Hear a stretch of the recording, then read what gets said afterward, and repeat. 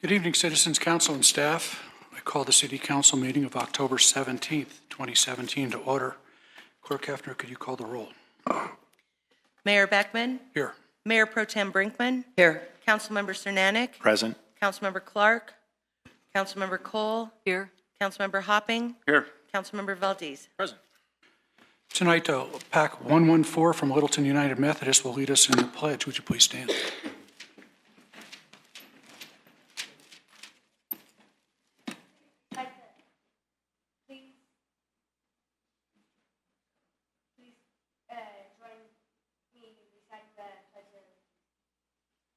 Pledge allegiance to the flag of the United States of America and to the republic for which it stands, one nation, under God, indivisible, with liberty and justice for all.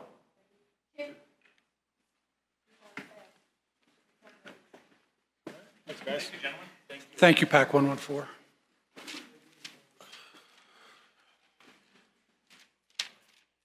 We have an agenda, and I need to make a couple minor changes on it. You'll see that there were two items underneath item 2, Pledge of Allegiance. We're going to delete the proclamation tonight from this evening's events. The presentation of the checks from the Littleton Criterion, I'd like to just move down underneath item 4. We'll get to it in a moment. And then we have a presentation tonight, and we're pleased to see Congressman Mike Coffman here to this evening, and that would be under public comment. We okay with that, Council? Okay. Okay, with that, we've approved the agenda. That brings us to agenda item 4, public comment, and I'd like to introduce our Congressman Mike Coffman. Thank you so much, Mayor Beckman and Council. I just want to recognize the service of two members that are going to be leaving the Council shortly. And first, I'd like to recognize Mayor Bruce Beckman in a speech that I gave on the floor of the House of Representatives that is in the congressional record. And so it goes like that. Mr. Speaker, I rise today to express my appreciation to City of Littleton Mayor and City Council Member at Large Bruce Beckman for his many years of extraordinary work and dedication to the City of Littleton. Mayor Beckman's leadership has, amongst other accomplishments, contributed to the city's reputation as one of the best places to live in the state of Colorado and in our nation. Throughout Mayor Beckman's tenure as both mayor and city councilman, he consistently guided city policy towards improving the quality of life and growth. He has worked relentlessly towards preserving and cultivating a quality community, developing a financially sound city government, and pursuing a balanced and sustainable local economy. In addition, Mayor Beckman has represented the interests and concerns of the City of Littleton as a member of the Denver Metro Mayor's Caucus and as an alternate board member on the Denver Regional Council of Governments. Prior to his public service as the City of Littleton Mayor, Beckman served our country and state in the United States Army and the Colorado Army National Guard, ultimately retiring at the rank of colonel. In Littleton, he worked to protect others throughout his long career with the Littleton Police Department until his retirement as division chief in 2010. Mr. Speaker, Bruce Beckman represents the very best in public service that the state of Colorado and our nation has to offer. I commend Mayor Beckman. He has served his community, our state, and our country tirelessly over a long and impressive career in public service. I wish him the best of luck in all of his future endeavors. I yield back. Thank you.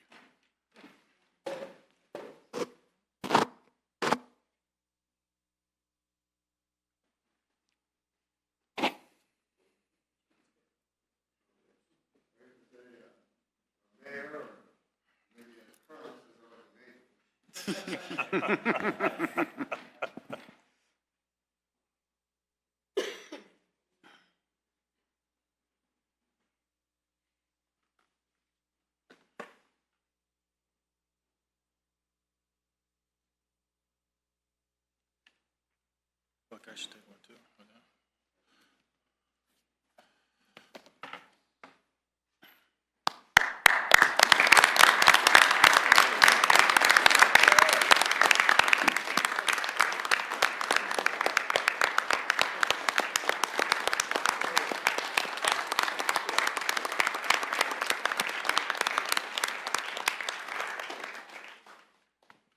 Councilmember Bill Hopping. Mr. Speaker, I rise today to express my gratitude for Littleton City Councilman for District 1, Bill Hopping, for his extraordinary work and dedication to the city of Littleton. His leadership on Littleton City Council has contributed to many of the city's successful growth and conservation efforts. Since his appointment and subsequent election in 2015, Councilman Hopping has faithfully and dutifully served the city of Littleton in every way possible. Councilman Hopping provided his expertise and guidance as a small business owner to help promote increased economic growth and development as the City Council liaison to the Littleton Invest for Tomorrow board. In addition to his official role as a Littleton City Council member, Councilman Hopping served as a prominent member of the Beaumar South Homeowners Association, the historic downtown Littleton Merchants, and as the chair of the Historical Preservation Board. Councilman Hopping has not only been dedicated to the future of the city of Littleton, he also embraces the rich history of this great community. Mr. Speaker, a great nation cannot exist without great public service, and I believe that Councilman Hopping is among the very best. I wish Councilman Hopping the best of luck in his future endeavors, of which I know he will have great success. I yield back.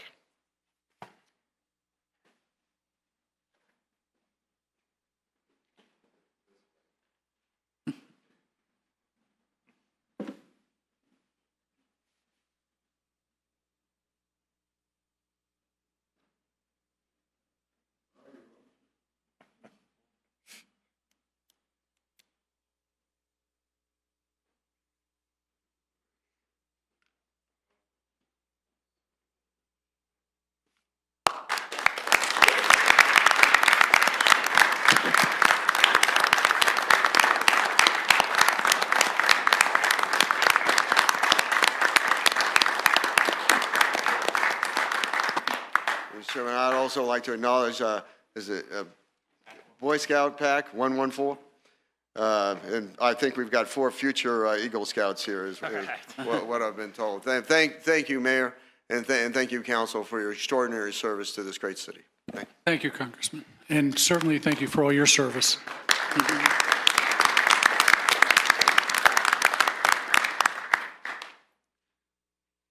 Mayor Beckman, I think it's appropriate to thank Congressman Kaufman while we're all here for the redo of the post office, which was recently completed. Yes. So it looks great now. Thank you, sir. Yeah, we have a VA new building. postmaster coming in, and we're going to be at the ceremony. Perhaps you'll get an opportunity to go to that. Great, Thank you. great. Okay, then we have the presentation of checks from the conduct of the Littleton Criterium. The Littleton Criterium, the Twilight Criterium race directors Aaron Hugen and Chip Brunk are going to speak. And I just want to tell you that it was the 5th annual Littleton Twilight Criterium. It was held in downtown Littleton on Saturday, August 5th. It was the 3rd year on USA Cycling's national calendar, and it featured more than 300 riders and about 6,000 spectators.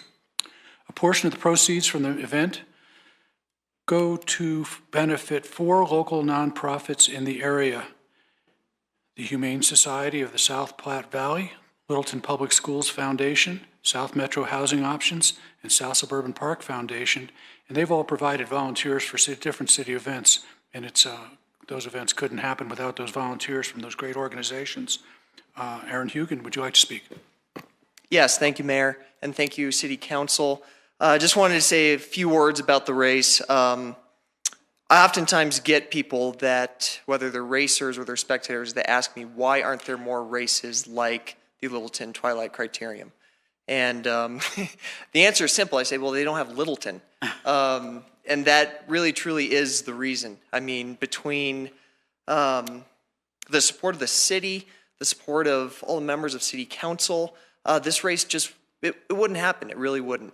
And I also say that a lot of these races just don't have the community like Littleton does as well. I mean, we had 100 volunteers, including the nonprofits here tonight, that make this race happen. You go to other races, you don't see that level of volunteer support in any other races. And the other reason is that you don't see the sponsors either that we get at Littleton Criterium. So often you go to races and they don't have the support from, whether it be Bike Shop or so many of the other, we had 20 local businesses that supported this race. And these are just things that you just don't often see in the cycling world anymore. And it's nice to have a race like Littleton Criterium that does offer all these things. So thank you very much. We want to bring down our nonprofits. We have the South Suburban Park Foundation, the Littleton Public Schools Foundation, the South Metro Housing Options, and the Humane Society of South Platte Valley that we want to present checks to. And in closing, I just wanted to read this. This was from the chief referee of our race, Marco Vasquez. And he said, "The Littleton Criterium is the most professionally run amateur cycling production in Colorado. Communication and commitment by the city are the key to success. We hope that the city of Littleton will continue to support this great event, and it is a privilege to be able to contribute to its success." Sure.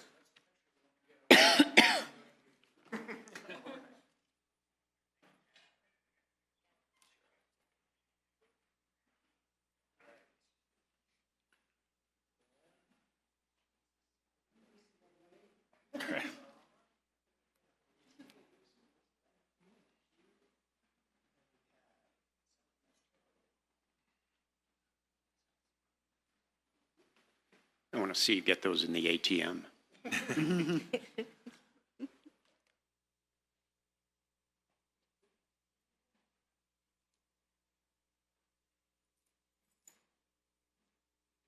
Thank you. Thank you.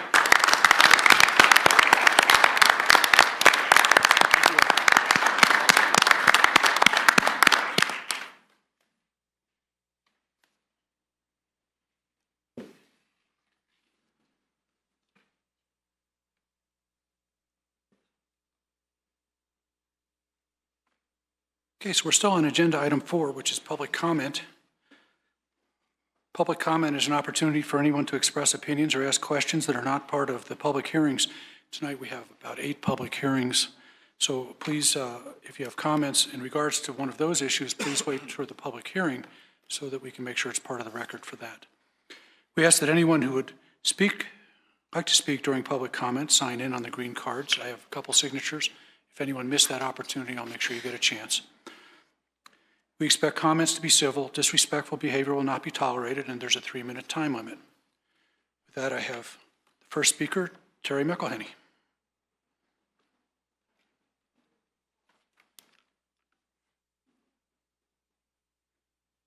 Thank you, City Council.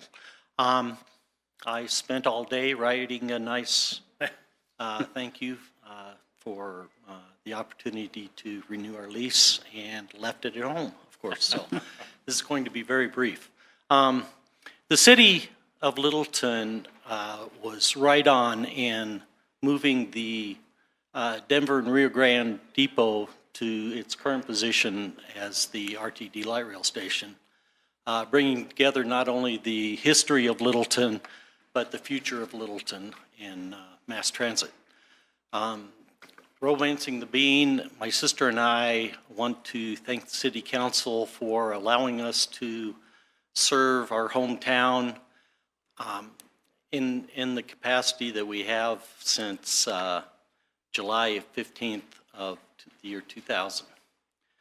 I just wanted to give you a few statistics.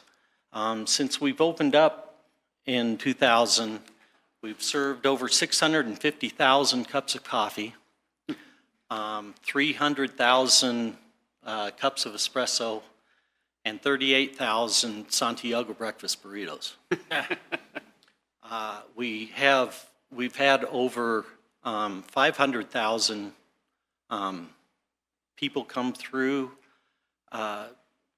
that we have served, and we estimate that close to 2 million people have come through the depot, sitting, relaxing, looking at the images that the Historic Society has put up.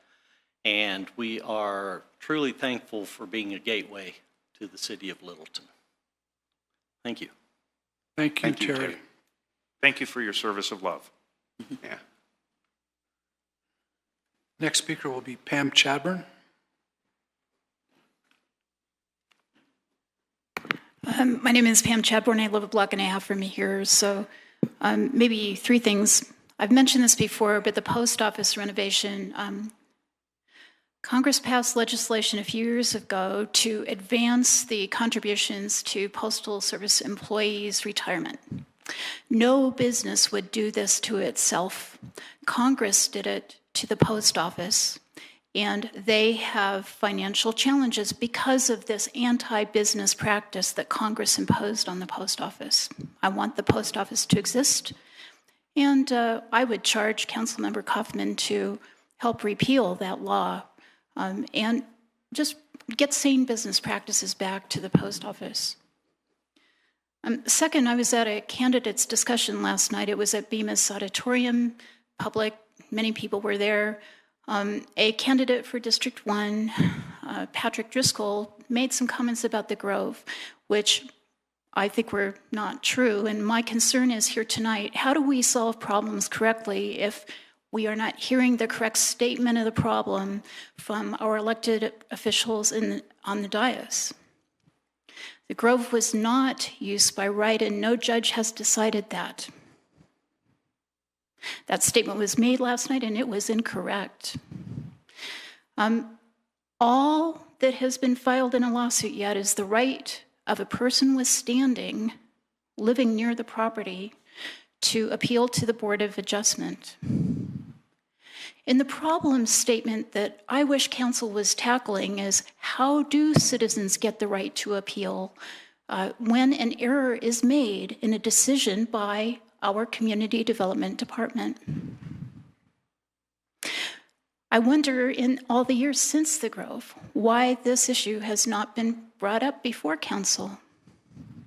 Because citizens with standing should have the right to appeal to the Board of Adjustment, and they should not be blocked by access to the Board of Adjustment by the Community Development Director, who's the same person who issued the notice of decision in September, 5 weeks after she was hired, 2015, for the Grove, without public process. So, council, that's the problem that I'd like you to solve. And the problem statement must be correct. These misstatements can't be said here, so they get out in the community and even from a candidate for council. Finally, I was at the LIFT meeting last week, and a comment was made to restrict the record of citizen comments in their minutes. I would like council to undertake transcripts of our video minutes. Just a transcript, there's software to do it, and I would like you to consider that. Thanks very much. Thank you. Is there anyone who would like to speak who failed to sign up? I'll give you the opportunity. This brings us to agenda item 5. This is the list of consent agenda items. Consent agenda items may be adopted by a single motion, or all ordinances must be read by title prior to a vote on the motion. Any consent agenda item may be removed at the request of a council member. Agenda item A is Resolution 40-2017. It's a resolution adopting the Aspen Grove Business Improvement District 2018 operating plan and budget. Agenda item B is ID 17-284. It's a motion approving Highline Business Improvement District's petition for appointment of a new board member. Agenda item C is Resolution 47-2017. It's a resolution approving a lease agreement for Romancing the Bean. Agenda item D is Resolution 43-2017. It's a resolution authorizing an amendment to the intergovernmental agreement between the City and Urban Drainage and Flood Control District for stream stabilization improvements on Jackass Gulch. Agenda item E is ID 17-282. It's approval of the October 3rd, 2017 regular meeting minutes. Mr. Chairman, I move approval of consent agenda items A through E. Second. We have a motion and a second. Are you ready to vote?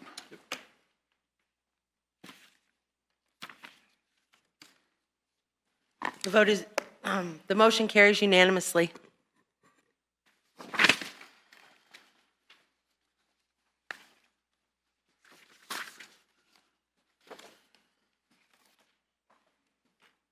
This brings us to agenda item 6, which are ordinances for first reading. We have one item, ordinance 30-2017. It's an ordinance amending the 2017 Littleton Stormwater and Flood Management Utility Budget. We've had discussion at this at previous meetings. If Mr. Reister would come forward and perhaps make a staff report or answer any questions. Yes, council members, Keith Reister, Acting Public Works Director. We covered a good portion of this, all of it actually, at the most recent study session related to the emergency work for Jackass Gulch and additional appropriations necessary to commence and continue that project so that we can get it done this winter before we have additional precipitation in the spring, although Mother Nature's given us a few extra drops this fall. So I'm more than willing to answer any further questions or recount the presentation that we covered a week or so ago. Are there any questions from council? I'm not seeing any. I think you're off the hook. Thank you. Thank you. Can I get a motion?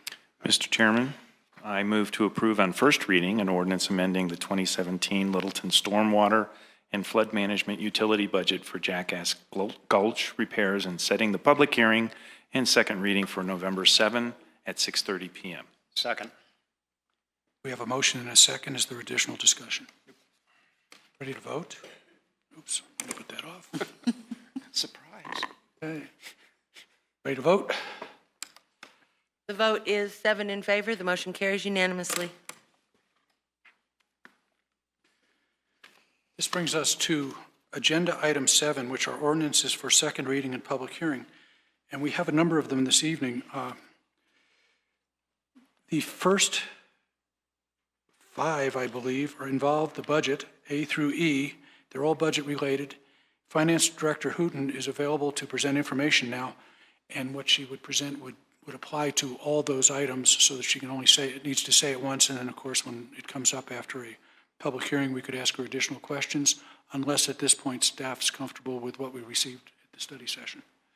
And one of the issues that we were thinking about was the public didn't always get a chance to see that, and so it might be of benefit to present it so that it's on the record for the vote this evening. So, council, do you have a feeling about it? Sounds good.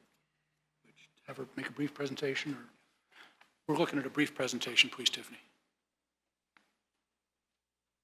Finance Director Hooton. Good evening, Council. If you'll give me just a moment, I'll get this presentation.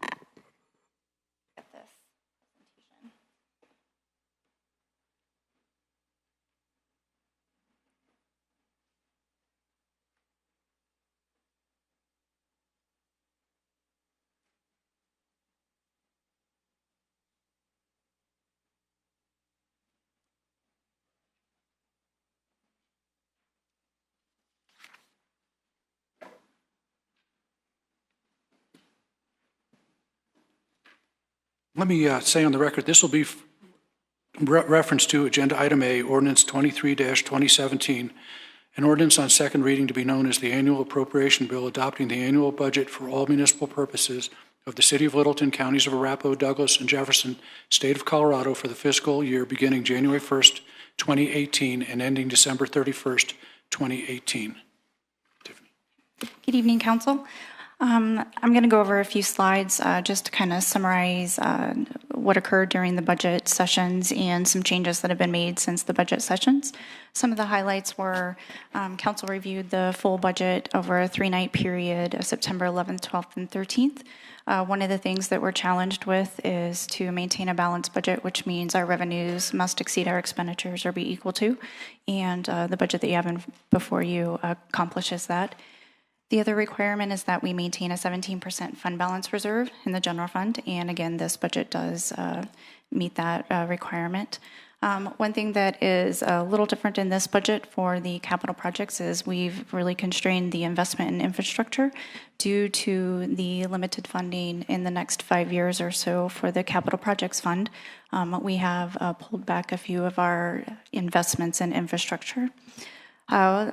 We had 14 total policy questions that council discussed over the 3-night period, one being employee compensation and benefits.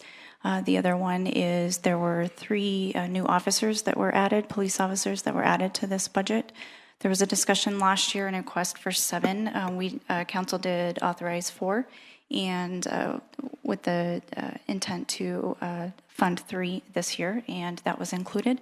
And the additional, another policy question was related to a GIS technician, which is actually going to be funded from the sewer fund. As far as fees for 2018, there are no increase in the sewer fees for 2018. We did maintain 0 rate increase for 2018. The stormwater fee has a slight increase from $32 to $33, $1 annually per single-family residence. One fee increase that was discussed pretty heavily during the meetings and at the first reading of the budget ordinance was the community development and engineering fee increase and implementation. Currently, there are no engineering fees, so staff proposed a 50% cost recovery for those fees. And for community development, we are proposing to increase those to a 50% cost recovery as well. Couple of minor changes from the proposed budget. Revenue increases were about $326,000. The majority of this is related to the 50% cost recovery for community development and engineering fees. There was a small change in property tax revenues based on the estimates that were provided from the county in August. Related to that change in property tax revenues based on the agreement with the fire partners, our intergovernmental revenues did decrease by about $50,000 as well. As far as expenditures, we did add $50,000 for a cost of service study that's related to the community development and engineering fees. We did discuss that at the first reading. It's so that we're able to formalize the actual costs related to those services that we're going to be providing. And there were a small few miscellaneous changes for about $3,600 reduction. Again, the sewer fund revenues, there are no change. We did not increase the fees for 2018. The expenditures were reduced by $3.8 million. $4 million of this is related to the biogas project, which was at the direction of City Council during the budget session. We did increase the budget for $190,000 related to engineering costs for the bio project. Council is going to review the biogas project in early 2018, and if council wants to move forward with approving that project, a supplemental appropriation will be required to fund that. A couple of things that are new this year, we added some budget provisos to the ordinance that you have before you. One is the visioning project of $100,000. The city manager's office will not proceed until council approves the scope and the deliverables. Policy question number 13 was related to the relocation of the fire permit plan review staff of $115,000. Again, this will not be spent until additional options are reviewed and presented to council.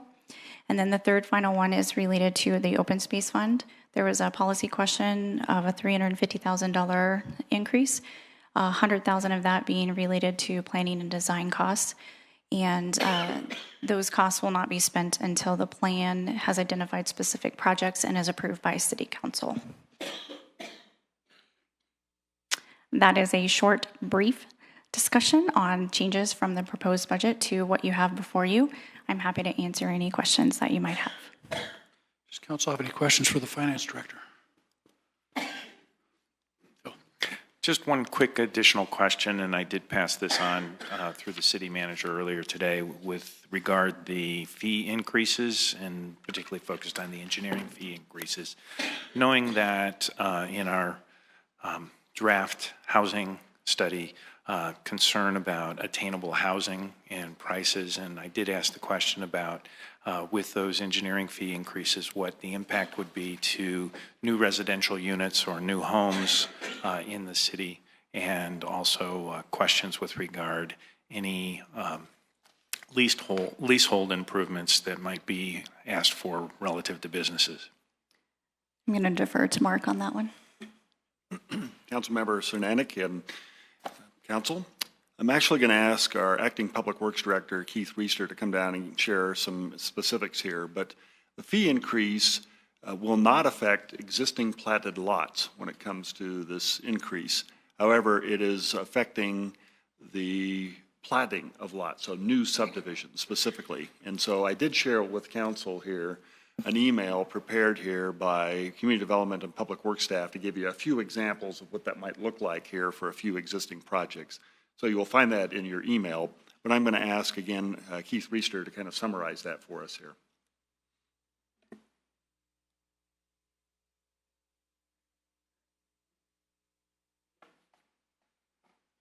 Technology. And, there we go. So the Keith Reister, Acting Public Works Director. So the email that was prepared and sent to council late today is actually up on the screen up here at this point in time. I'm hoping I'm not scaring the scouts away. As an Eagle Scout myself, I hope I'm not scaring them away too much. So basically what we did is we took 3 projects that have occurred recently and did a calculation to show the differential, and that's what's on the screen up there right now. The first one is Jamison Village. It's a 36-unit subdivision. It had to go through a major subdivision process and site development plan. The total cost paid currently that was paid for these fees was $8,700 or $241 per future unit. With the proposed fee increases, the total cost would be $23,202 for planning and $36,400 for engineering, for a total of $59,602, raising that to $16,56 per future unit. The second one's a residential one as well. That's a 2-unit duplex. It had to go through plan development overlay, site development plan, subdivision exemption, so basically the full boat. The total cost was $2,700 for those, and with the new fees, that would be a total of $21,100, so about $10,500 a unit. And the third one is a commercial property, which is a gas station. The anticipated valuation of the project is $1.126 million. It went through site development plan review. The total cost paid for this application was $1,150, which is actually lower than the 2 residential units that you see up above, the 2 residential projects. The new fees for that would be $15,063. With a combination of $11,900 for engineering and $31,633 for planning. So those are 3 examples from recent projects to do a comparative example. Obviously, you can see there's significant increases in those areas. Typically in development, as we all know, those are typically passed through to buyers in most cases. In all cases, just about, except for the commercial, that might be handled differently. But you can see the ratios there and the impact of the fee structure. This goes to Councilor Cernanik's question last time. This is just for newly platted subdivisions or those types. If it's already platted, you're not going to see this fee structure. If it's someone remodeling home or business, this is not going to be the structure that you see. In those cases, you would see something out of building. The building fee structure, which has been adopted for a while. So there's an example, and I can answer questions about that at this point. Questions for Mr. Reister? On the Jamison Village, you indicated that that was a pretty substantial process. Do you have any idea how many hours and how many staff people that might? I can't answer that off the top of my head. We haven't been tracking that data historically within the two departments, although that's something we're working towards. And as we've talked about with you, the cost of service study is something that would be elemental in identifying that as we go through. I do know that a project like that would touch at least probably at least 8 staff members off the top of my head with a substantial amount of time. You'd have at least 2 planners involved. You'd have at least 3 members of the engineering staff involved in that, plus other ancillary reviews that would come along. Plus, that doesn't include any of the work related to referral agencies, which are pretty substantial here in Littleton related to any type of development like this. And that would include South Suburban, Excel, Denver Water, all of the other ancillary agencies involved. Thank you. Real quick comment, since you're the acting. Jameson does not have an E in it, and it's Jameson Villas, not Village. Thank you. I will pass that along to the staff that worked with us on this. I appreciate that. So, Councilmember Valdez. I am aware of that. Some of those things I still need to learn as I practice here in the community, so that's good. So would it be true to say that with Jamesonville, and just as an example, and I'm not trying to pick on them or anything, so where their units, or was $241 per unit, with, was it 50% increase? Is that what this is based on? 50% would be the- recovery. Yeah, right, for a 50% recovery, and that would take it to 1656. Right. So it'd be true to say that at the fee collection of 241, it's the citizens of Littleton that are paying the balance of that. I think that's a fair assessment. Okay. So what we're trying to do at least is get back. And so the citizens of Littleton are still paying at least another 1656 on top of that if we did take it to the 50% at this point. Yes, based on the numbers that we provided you so far, that's accurate. I think that's one of the important things as we go forward into this next step is to go through the cost of service study, which will really help us nail down those costs in detail. And I think that'll be an important piece of data for us. Right, and we did talk about that at the study session. I think it was with the city attorney pointing out that if we just all of a sudden increase it to 100%, then it becomes an arguable point for somebody. So whether or not we take it up to 80% or whatever percent, but we're going to do a study to get us closer to a defendable number. Is that correct? Yes, sir. Okay, thank you. Thank you. Councilmember Cole. Yeah, so I'm curious on the duplexes, the 10,000 per unit. That is pretty significant, is it? Well, there's 2 ways to look at that. If part of it is the workload. There's certain basic things that you're going to have to do when a subdivision comes in, and that's going to be whether you've got 36 units or whether you've got 2, and some of that is really driven by the site or the other things. So there's some basic foundational work that's going to take place in either case. So there is an economy of scale as you go bigger at some level. And is that recovering our costs totally, or are we subsidizing? That's 50%. Those are all 50% cost recovery examples up there. So given economy of scale, this is 50% approach logical, given that what you just said, that some things, the economy of scale? I think so. I mean, if you look at it this way, there's a certain, if we're building a house, some of those things are the foundation, and they're going to be a component of every single review that you do. And then depending on the complexity of a certain type of review, there will be those additional add-ons, the structure, the roof, the doors. And so that's where it kind of goes up from there. And that's why it's important for us to really build a fee structure that's tied to the type of work that occurs with each particular layer as it gets more complicated. If you have a really large-scale project that needs to be platted, there's a lot of utility work, there's a lot of site work, and all of those types of things. That complexity should be charged differently than a site that's not near as complicated. And that's the place we want to get to with the fee structure. And what tends to be the practice in other metro communities in the Denver area? We did a comparison of the 50% fee structure compared to our peers in the region. We're still at about less than 50% compared to Arapahoe County. And we're kind of in the lesser end of the middle of the pack related to a lot of the jurisdictions here locally. I think it'll be important for us also to, as we go through that analysis moving forward, is to take a look at what I would say are comparable communities. We're different than a community that's doing a lot of annexations and they're coming in like that. You're doing a lot of greenfield development. Ours is going to be much more infill development just based on the existing base in the community. And so it'll be important for us when we look at those fee structures going forward to, I think, also benchmark them to peer communities from that perspective. Do you have any other questions? Seeing none. We have a public hearing on this. I would like to open the public hearing at 7:11. And I don't have the sign-up sheet.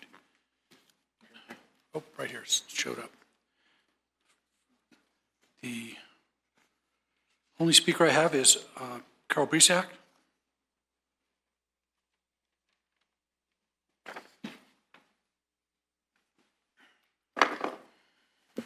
Carol Bresack, I live in the 4th District. I need to comment. I really like having the staff in the meeting. As hasn't been the case always, so it's very nice to see. I have a question on the budget. We have a Tabor question where we're asked the voters to approve $1.9 million to use on road products, maintenance and our infrastructure. The money that's in the capital fund right now, if the Tabor didn't pass, I'm assuming there's some money in the capital funds to deal with the streets. And I'm wondering if the 1.9 is granted to be used for roads and maintenance, will what's in the budget remain in the budget for roads and maintenance? So that's question 1. And I thought you might like to know where you can get your hands on $250,000 real easy. Lyft has about that much money, and I'm here as a citizen, not as a Lyft board member. We have that in the way of sales tax increment that's been collected from this community, and it's just sitting in an account without anything to spend it on right now. We have a loan agreement that the citizens have with the Lyft board, and it's where you establish the $200,000 line of credit. But one of the conditions of the sales tax increment was that if it was not spent, and let me get it so I get it, I'll read verbatim, any collected tax revenues not necessary or used to pay obligations of the Lyft during the then current fiscal year shall be returned to the city by the end of the first calendar quarter following such fiscal year. So we've been collecting sales tax increment. We have never collected it or returned it to the city. This is an agreement that you made for the citizens with the Lyft board, but apparently you don't know that you are entitled to these monies to be returned. So I would suggest that you collect $250,000. Thank you. Thank you. I would like to take the moment, if the manager could answer that question on the Tabor. It is really important that the public understands what the intent of council was in putting that money in capital that exists there, and then what the intent would be with anything that would be a refund. Be happy to, Mr. Mayor. Yeah, a great question. Yes, the council made it very clear during our budget discussion here that whatever we commit in the capital fund is committed. So if, for example, the voters do approve the 1.9 million here for maintenance in the one intersection, that will be added to the existing budget. So we will not remove money from the capital fund. That was very clear on the part of council. So if the voters, of course, they do not approve the Tabor measure, then those funds remain within the capital unchanged. Thank you. there anyone else who would like to speak? Pam Chadburn, please. Yeah, and before you start. For the city attorney, Ms. Breezak had also brought up the lift amount of the $250K. If you don't have an answer for that, maybe you can get back to us sometime with. Mayor, Council, I would do that because obviously that's right now. I have been working with the NIF board on governance issues, but this is certainly something where the NIF board and the city may have differing interests. So yes, I'll need to get back with you. I appreciate it. Thank you. Thank you. Ms. Chadburn. I'm Pam Chadbourne. I live a block and a half from here. I was at the LIFT meeting also, and I really appreciate board member Breezak's, in her capacity on the board, bringing that up to them. And as a taxpayer and someone who watched the creation of LIFT or Urban Renewal Authority with great concern, I want those sales taxes to come back to the city, at least part of them, especially if there's an agreement. So I really appreciate your following up on that, and I'd like to hear the answer, and I'd like the city to get its money if it's entitled to it. Sure sounds like it to me, plain language of that legislation. Second of all, I really would like the city to recover the costs of handling engineering and community development services for processing development applications for subdivisions. And to Councilmember Cole's concern, so these units are selling for $450,000, $650,000, $10,000 per unit, ain't much considering that. And especially when we're doing infill in Old Town Littleton in a historic district with rules. So we have work to do on behalf of the community that we should be reimbursed for because these developers are going to recoup it from the buyers. And the other thing is, it astounded me when it was brought up that we don't charge these fees and haven't. We're the only city in Colorado that doesn't. That's appalling to me, and we need to fix that. I think 2 years is prudent, do 50% and then 50%. Don't want to charge too much, but we need to recover these costs.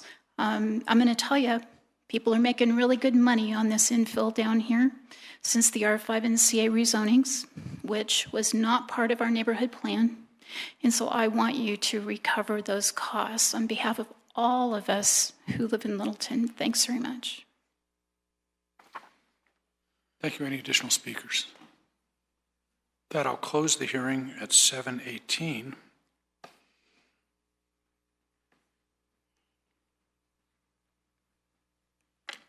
Does council have any additional questions?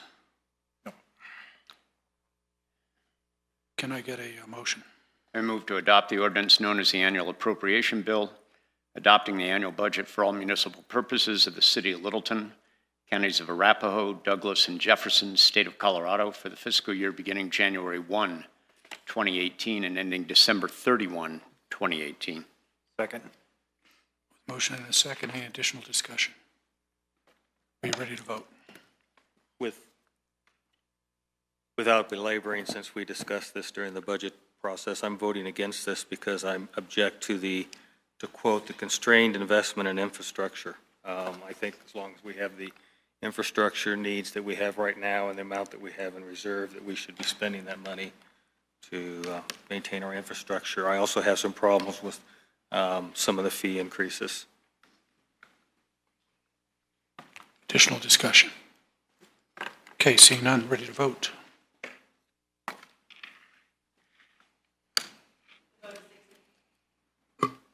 The vote is 6 in favor, with Councilmember Clark voting no. The motion carries 6-1. This brings us to item B, ordinance 27-217. It's an ordinance on second reading adopting the 2018 Littleton Stormwater and Flood Managed Utility Enterprise Budget. We've had some presentation already. Is there anything additional? Mr. Reister?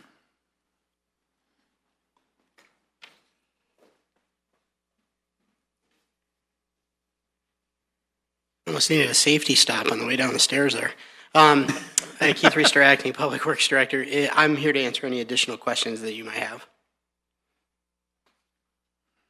Okay, seeing none, I guess we'll open the public hearing at 7:20. I do not have anybody signed up. Is there anybody who'd like to speak? Not seeing anybody. I'll close the public hearing at 7:20. Can I get a motion and second? I move to approve on second reading an ordinance adopting the 2018 City of Littleton Stormwater and Flood Management Utility Enterprise Budget. Second. Anybody? Everybody second.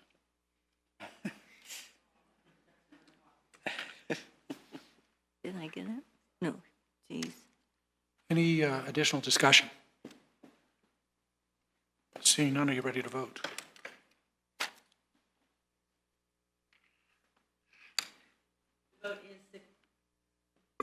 The vote is 6 in favor, with Councilmember Clark voting no. The motion carries 6-1. This brings us to Agenda Item C, Ordinance 26-2017. It's an ordinance on second reading adopting the 2018 Littleton Sewer Utility Enterprise Fund. Again, I imagine Mr. Reister's here to present that, if there are any questions. He's down on the front row now for safety. Are there any questions of our Utilities Director? Okay, seeing none. You can open the public hearing at 7:21. I do not have anybody who's signed up for this. Is there anyone who'd like to speak? I'm not seeing anyone. So I'll close this also at 7:21. I just have one. Yeah. So I just want to be sure that I understand it right, and as we spoke, or as we talked about it a couple weeks ago, this is just for the study. Is that correct? Cool. All right. I'm assuming, Councilmember, you're talking about the biogas? Yes. Yes, just the study. Cool. Thank you. Can I get a motion? Mr. Chairman, I move to approve on second reading an ordinance adopting the 2018 Littleton Sewer Utility Enterprise Fund budget. Second. Motion and a second have been received. Is there any additional discussion? Did that go to Debbie? Yes. Yes. It's louder. She's always loud. You want additional discussion? Additional discussion. Yeah, I have a problem with spending $190,000 on a study when we could get an RFP on the alternative. It also appears pretty clear that the staff has basically no intention of going down the power purchase path based on the RFPs that they've already sent out. So I view this as another example of us wasting money through the sewer. No pun intended. Additional discussion. We have a motion and a second. Are you ready to vote? Yep. The vote is 6 in favor, with Councilmember Clark voting no. The motion carries 6-1. And in case I wasn't clear, it's my issues with the Englewood sewer staff, not the Littleton staff on the sewer with the biogas. Thank you. Okay. This brings us to Agenda Item D, Ordinance 25-2017. It's an ordinance on second reading adopting the 2018 Littleton Emergency Medical Transportation Enterprise Budget. Who would like to be the staff member for that? Tiffany. Does anybody have any questions for the Finance Director? We've had this information already previously. I'm not seeing any. With that, I can open a public hearing at 7:24. I don't have anyone who has signed up for this. Is there anyone who'd like to speak? That I'll close it at 7:24. Can I get a motion in a second? I move to approve on second reading the ordinance adopting the 2018 Littleton Emergency Medical Transportation Enterprise Fund budget. Second. With a motion and a second, is there any additional discussion on this? Phil. Was that Bill? Phil. Bill. He looked Bill at you. made the second. It was a little diversion. E I didn't or see. P? Bill made the second. Phil has a question. You're taking your own Councilmember minutes. Cernak. The one item is, there is a government insurance program for seniors called Medicare, and as I recall from our budget discussion, our recovery of transport costs are less than the reimbursement that we receive on Medicare. So bringing it up to Congressman Kaufman and our senators, it might be behoove them that emergency transport for seniors might have a better reimbursement rate since it's below our cost levels. You're correct that the Medicare contracted rates, and Medicaid for that matter as well, are significantly lower than the fees that we've established for EMS transports. I believe, I think I misstated the amounts 2 weeks ago when we talked about the contractual rates. I believe I said $350 for Medicare. It's about $417. For Medicaid, it's $133 roughly, and I think I said $150. So I was in the ballpark. It's still less than cost. Absolutely. I think the fees are about $1,200 or $1,300 per transport, so significantly less, yes. And most of us have Medicare insurance premium or insurance contribution amounts taken from our payroll. Yes, a lot of employees are subject to Medicare tax. Thank you.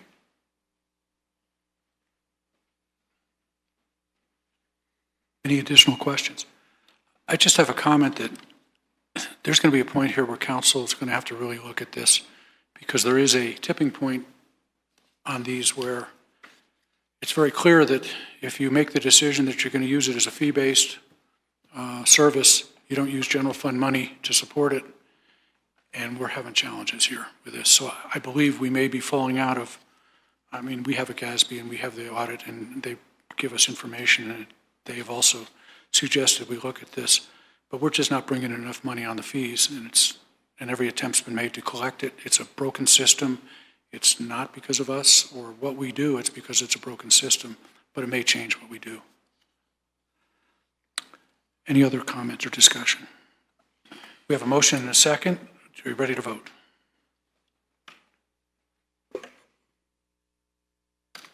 The vote is 7 in favor. The motion carries unanimously. Brings us to agenda item E, which is ordinance 29-2017. This is an ordinance on second reading adopting the 2018 fee schedule. We've also had extensive discussion about this in study sessions and previously. Are there any questions? Not seeing any. Let's open the public hearing at 7:28. I don't have anyone who signed up to speak. Is there anyone who'd like to speak? Not seeing anyone? There's someone. There's one lady over here. I'm sorry. Please come forward.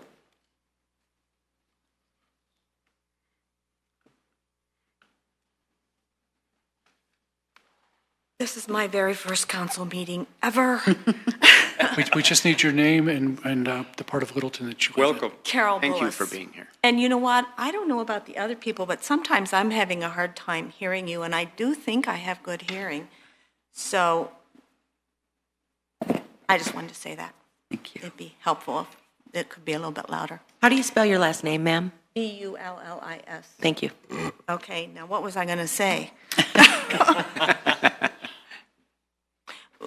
This is about the last point, but I unfortunately have had to use the emergency services for my husband a couple times. And we do get a bill from the Littleton Fire Department for $285 when we have an emergency call to our home. So that's in addition to what you get from Medicare, but apparently that still wouldn't add up to what the actual cost is. Honestly, I just forgot what I was going to say, and I think it was just, I was wondering how the fees were determined when they showed those 3 examples. If you really don't know how many hours each person involved in approving this development or whatever actually works. So that's just a question that I don't quite understand, how those fees were arrived at. Okay, and normally we don't answer the question specifically. If it's a general question, we can direct it to the manager, who can give us some idea of that. And I believe that's probably worth mentioning, how you determine the fees. And I know that goes back to the development issue, but I'm fine with that because it is part of the fees question. Thank you. Thank you very much. Thank you. Well, maybe I can contact that person and get, I mean, those numbers had to come from somewhere. They do. They absolutely do. Mr. Manager, and you can get the contact information. Yeah, Mr. Mayor, first of all, I'd be happy to follow up with you on the detail, but I'll give you just kind of a general description. And in part, what I'm going to describe is why staff was recommending that we only go to 50% recovery here this first year and then do the cost recovery or cost of service study. So, we are able to understand which staff are involved. We've made an estimate of all the staff that's involved in the development review process, the number of engineers, traffic, stormwater, sanitary sewer, or the planners, or the permit techs. And so we know roughly who's involved, and we know about how much time they spend. Some, that's all they do. Others, a percentage of their time. And so from that, we're able to determine that roughly the total cost for all of those development-related services is some number. Then what we do is in a 50% recovery, then we take roughly half of that and distribute it back then to all the different kind of permit fee costs. And so then there's just a simple kind of formula that we use to inflate the existing fee to this other new number based on all those different kinds of services. Again, this highlights why we believe the cost of service study is so important. We believe we can easily justify this percent increase, but we're perhaps this goes to what Councilmember Cole was trying to touch on. When you get the cost of service study, then you're going to be able to see in more detail what it takes to actually do some of these more exact permit applications. Then the council may decide that some of the fee structure they may want to be less, some perhaps more for different reasons. And we just fully acknowledge that that's probably going to be a reality. Home occupation is perhaps an example of that. So depending on what you want to promote here for the city, you may want to adjust some of that fee structure for good reason.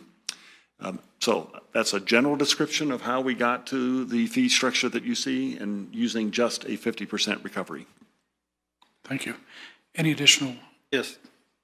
Carol, would you please send us an email about your husband's transports and the bills that you got with that, please?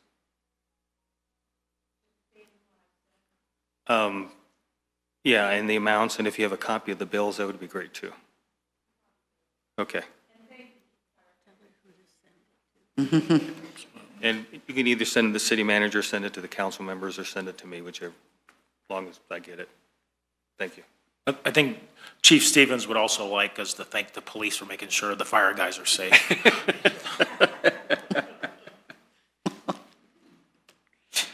Additional comments or questions? Okay. So I want to close the public hearing at 7:33. And need a motion. I move to approve the ordinance on second reading adopting the 2018 fee schedule. Second. With a motion and a second, any additional discussion? Is that Councilmember Valdez? It was. Valdez was the maker? Second. The second. I made the motion. Oh. Okay. Yeah, I think we need to sit down and have a discussion about what we're going to fund with taxes and what we're going to fund through fees. It appears to me that we're shifting more and more into the fees and away from taxes for various reasons. And I don't want to get into a city where people have to pull out their checkbook or their credit card every time they come to the city for a service. I think there are some services that probably should have a fee on it for various reasons. Some of them may be revenue, and some of those reasons may be not revenue. But it appears to me that we're shifting the burden from taxes into fees. We're certainly not alone in that. But I have a concern about going down that path. Councilmember. I'm not huge on fees either, but I think in this case where the city can identify how much effort we're putting into this for a specific project, I think it's only reasonable that whoever who is being charged that fee or paying that fee should pay it versus the rest of the citizens for someone else to build something. I just don't think all of Littleton, the citizens, should pay for something somebody else is building. Any additional comments or questions? No further discussion. Are we ready to vote?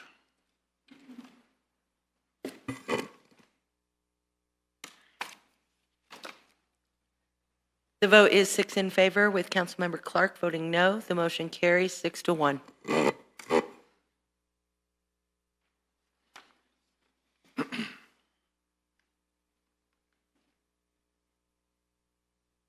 Okay, this brings us to agenda item F.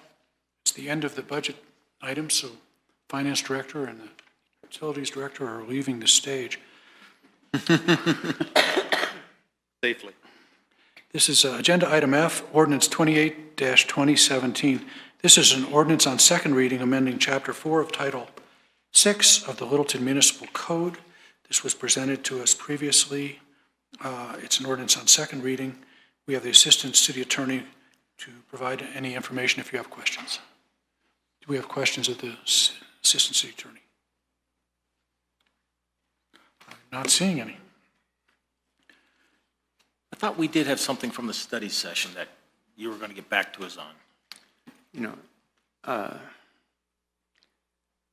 we did discuss that in here. I think Councilman Clark suggested we have a study session, but I've looked at that bill, and it mentions handguns, machine guns, it mentions rifles, and I don't think we want to get into a Second Amendment argument here in Littleton. We're a small city, and I would suggest we leave that alone.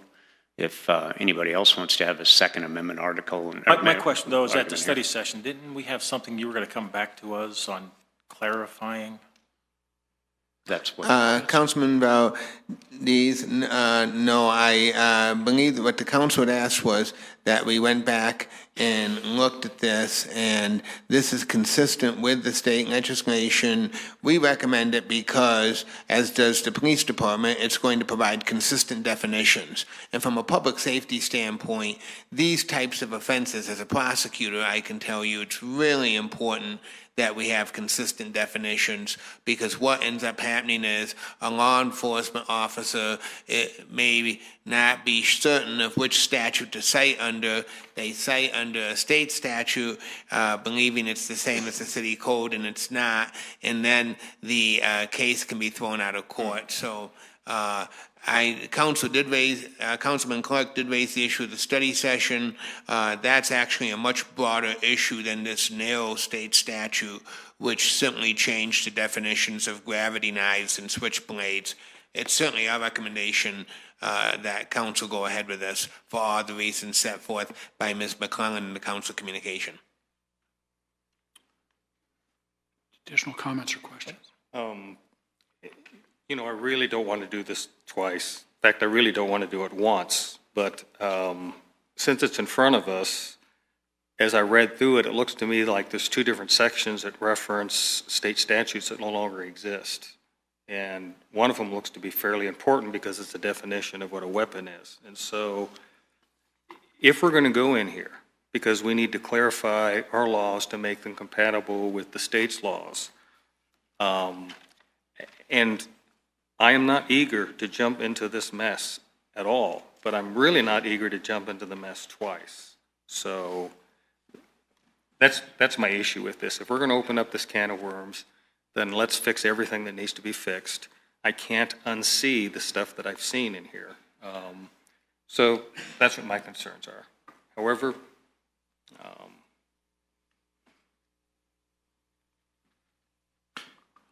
additional comments? That's a dangling, however, I'm it assuming. is. I retract the however. I'll just leave it at that. Additional comments or questions? I just don't think it would be intelligent of us to have a Second Amendment argument here in Littleton. We'd have every NRA member within 1,000 miles stacked up at our door, and this is something we need to do to be consistent with the state, but we're not a an overtly political body. We try not to be. We don't discuss abortion rights at this level. We don't discuss gun rights. We don't, and it would turn into that. So I don't think that's a very smart thing to do. Additional comments from, any questions for the Assistant City Attorney? Nope. Not seeing any. This is a public hearing. We'll open it at 7:40. I do not have anyone who signed up. Is there anyone who would like to speak? Ms. Chadbourne. I'm Pam Chadbourne. I live a block and a half from here in District 1, so I'm going to repeat what I said during the first reading. Additional weapons allowed don't make me safer. I should have said, and I will say now, they make no one safer, including first responders. Allowing people to carry more weapons and having more armed citizenry, I'm going to call a first responder, and they're the ones who have to deal with that. And that is not right. So I don't know why this happened at the state level, but I protested. I do think, for the reasons that the city attorney stated, that the city legislation has to match the state's. We don't want to impose further problems for the first responders in dealing with this. But I don't understand why a defense attorney can't have, a prosecutor can't have the data that these weapons were on someone when they were detained. I don't like this legislation, but I'd suggest we do this narrow focus and not get into the largest legislation. I mean, it's one thing to fix, and why not fix one step at a time? That's not a bad thing to do. But I protested. Thanks. Additional public comment? Close that hearing at 7:42. Can I get a motion? Move to adopt on second reading the ordinance amending Chapter 4 of Title 6 of the Littleton Municipal Code. Second. We have a motion and a second. Additional discussion? Not hearing any. Ready to vote?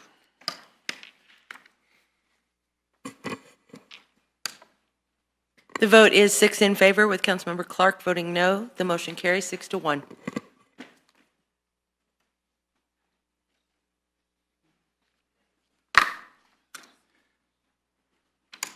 This brings us to Agenda Item G, Ordinance 32-2017. It's an ordinance on second reading authorizing the execution of an intergovernmental user agreement to contract dispatch services for fire and medical services with the South Metro Fire Medical District.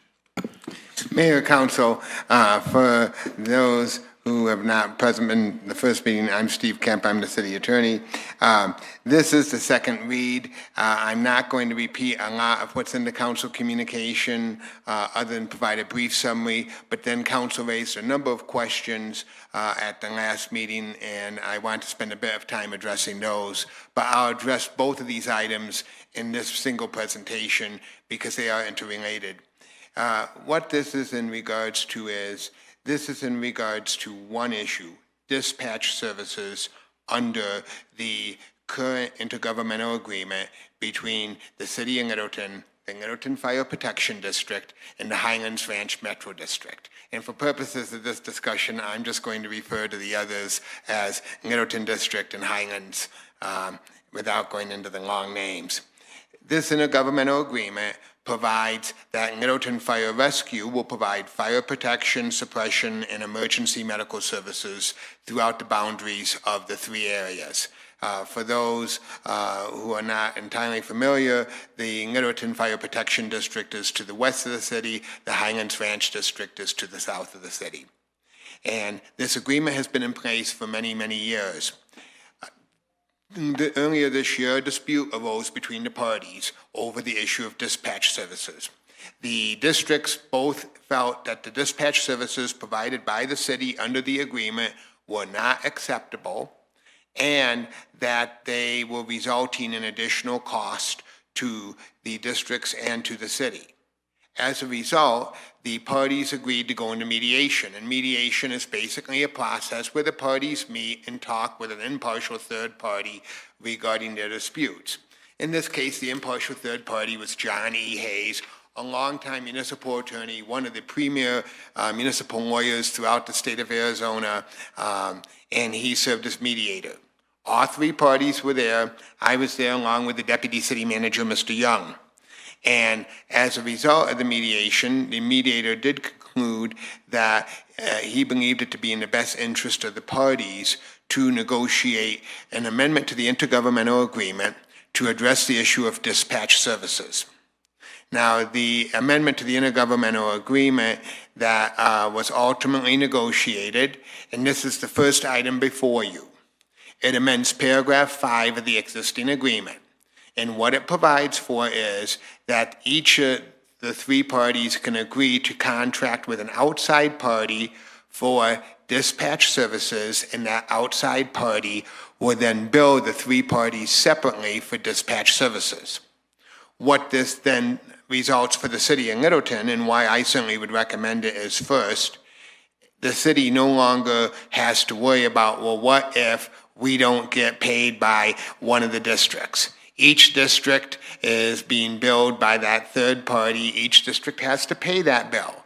And we no longer have to worry about that.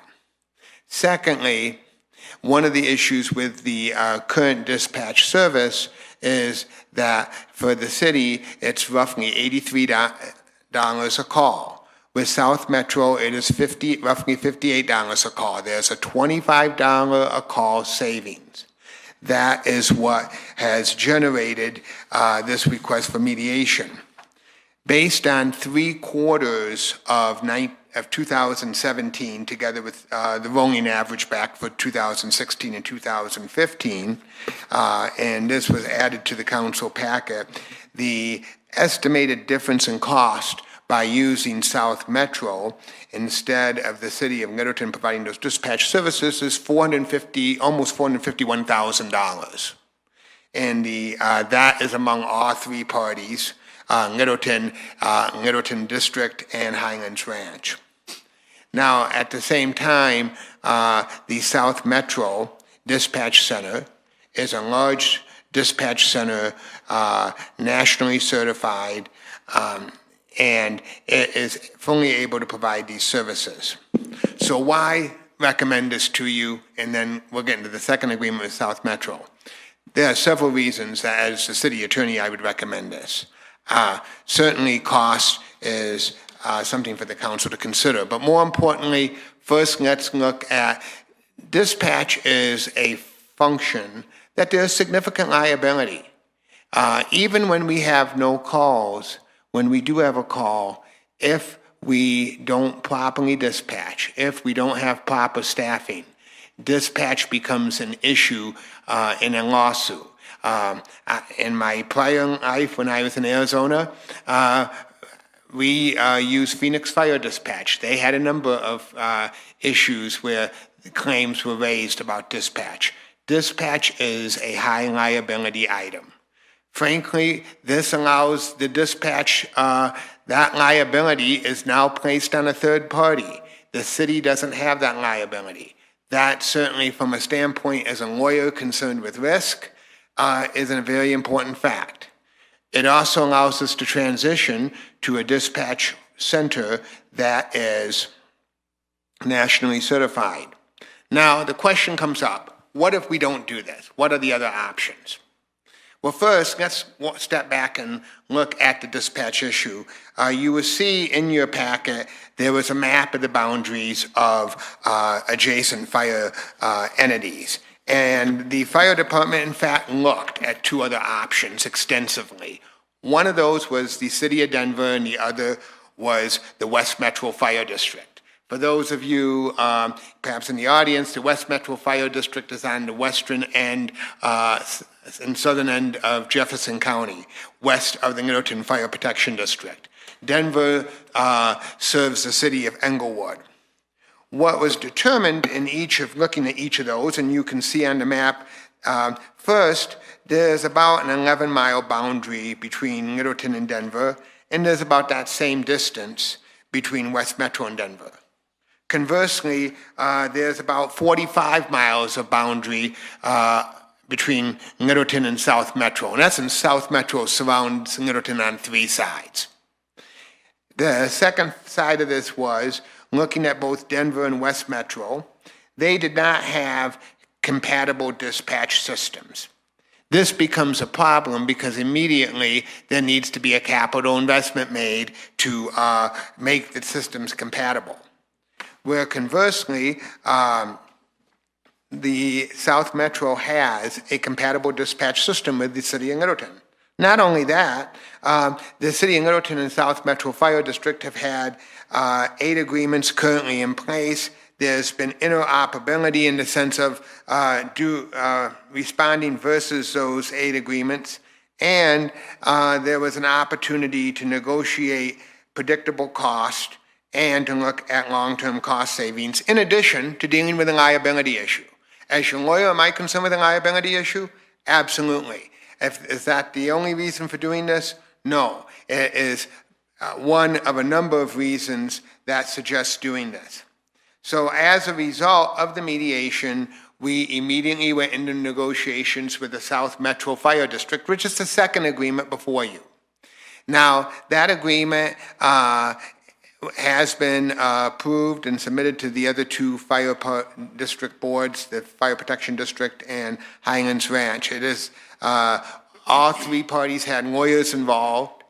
I have reviewed this. Ken Feldman has reviewed it. We both agree this agreement is in the best interest of the city. It's acceptable from a legal standpoint. It does some very important things that I think are in the city's benefit. First, the costs are fixed for fiscal year 2018. The cost adjustments are based on the Denver Metro Consumer Price Index that's established by the U.S. Department of Labor. That Consumer Price Index provides security that you're not suddenly going to see huge rate increases. Secondly, that agreement's also consistent with the amendments to the partnership agreement in providing for separate billing to each party, and each party becomes a signatory to the South Metro agreement. What that does for the city is that ensures that, okay, Highlands Ranch gets into a dispute with South Metro over dispatch. City's not tied to that dispute. That's between Highlands Ranch and South Metro, not between the city and South Metro. Same thing with Littleton Fire Protection. At the same time, it transfers the dispatch service over to South Metro. Now, it's important to understand what this is not. There has been, I know, a draft study and talk of, well, this is consolidation of the fire department. No. The Littleton Fire Rescue Truck that responds to your house tonight, if you call them, if you approve these agreements, is still going to be responding to your house. It's not going to be, unless it's an automatic aid issue, a truck from another jurisdiction. The difference under these agreements will be that it will be a South Metro dispatcher dispatching that vehicle versus a dispatcher here. And it will be, the systems are compatible. The changeover is something that will be easily addressed through the PSAP process, where the police currently send a call into our dispatch. It will be our police sending a call to South Metro's dispatch. So it is manageable from that standpoint. The fact is, in the mediation, and again, I want to make the options absolutely clear for the council. This is your decision. It's a policy decision at the end of the day. I give you legal advice, but you're setting the policy. The fire partners made it very, very clear to the mediator, who relayed that to us, that the intention would be, if the city does not move in this direction, for them to issue their notices on November 1 to terminate the existing fire partnership agreement. Now, what do I know that they were telling the mediator that and they mean it? No, but I have to tell you, Mr. Hayes has been a mediator for many years. He has been a person who knows how to problem solve and knows how to get to the truth. I have no reason to disbelieve that that would be the case. So the city could proceed down the road of saying, no, we don't want to make any changes. What that, under the existing agreement, the parties have the right to issue a notice by November 1, and that would terminate the agreement 1 year from the following January. So if that notice is issued by November 1, 2017, the agreement would terminate on January 2019. Now, the agreement's terms are not entirely clear as to how we're going to divvy up the assets. I would equate this to a divorce. And like most divorces, there are likely to be disputes that are going to have to be resolved. And if the parties cannot resolve them voluntarily, we'll resolve them in the court system. But there will be disputes over that. Now, the agreements that have been proposed by the parties, again, just so that the council is absolutely clear, again, the council has absolute right to reject those agreements. But let there be no misunderstanding, if council were to do that, then that basically takes these agreements off the table. In American English contract law, the basic rule of contracts is if a party makes an offer and another party says, no, I don't want to do that, maybe I'll do something different, that is construed as a rejection. And the party that makes that offer is free to take that offer off the table. So I want to be absolutely clear that there is no assurance that any offer will be on the table. Now, as I said, this is a council policy decision. As a lawyer, I recommend this because I think it's in the city's best legal interest. I wouldn't be here recommending it if I didn't. As a lawyer, I've looked at this. I've been involved with these issues throughout my whole career in different capacities. I believe both these agreements are in your best legal interest, and for that reason, I would recommend them for all the reasons I've just stated. And with that, I would be pleased to answer any questions about either agreement at this point. Questions for the city attorney? Mr. Hopping. Can you expand on and thank you for the presentation. Can you expand on the liability issue? What kind of issues come up? What are we looking at? Councilmember Hopping, how these issues can come up and members of the council. For example, the dispatch center is understaffed. A person waits in excessive time to have the call answered. And let's just say the person has a heart attack and has quit breathing. What we know is, and your fire chief can tell you, that after about 4 minutes, the brain begins to lose oxygen. Now, some people can live 10 minutes, 12 minutes without oxygen. Others don't. What the person does is that, say the person is brain damaged. They will then file suit saying, city, you violated my civil rights because you didn't properly have all the staffing in place to answer that call. You're also responsible from a state law standpoint for my injuries because you were negligent. You should have known that you could have had these calls and you needed to provide a prompt response. Now, obviously in the state law context, we would claim governmental immunity. The problem with this is this isn't a state law claim that bothers me. It's the federal civil rights claim because first, state law governmental immunity doesn't apply. And secondly, even if the person recovers a small amount of damages, the city is generally on hook for the cost and attorney's fees. So normally these claims and this type of thing are going to be both a state law claim and a federal claim.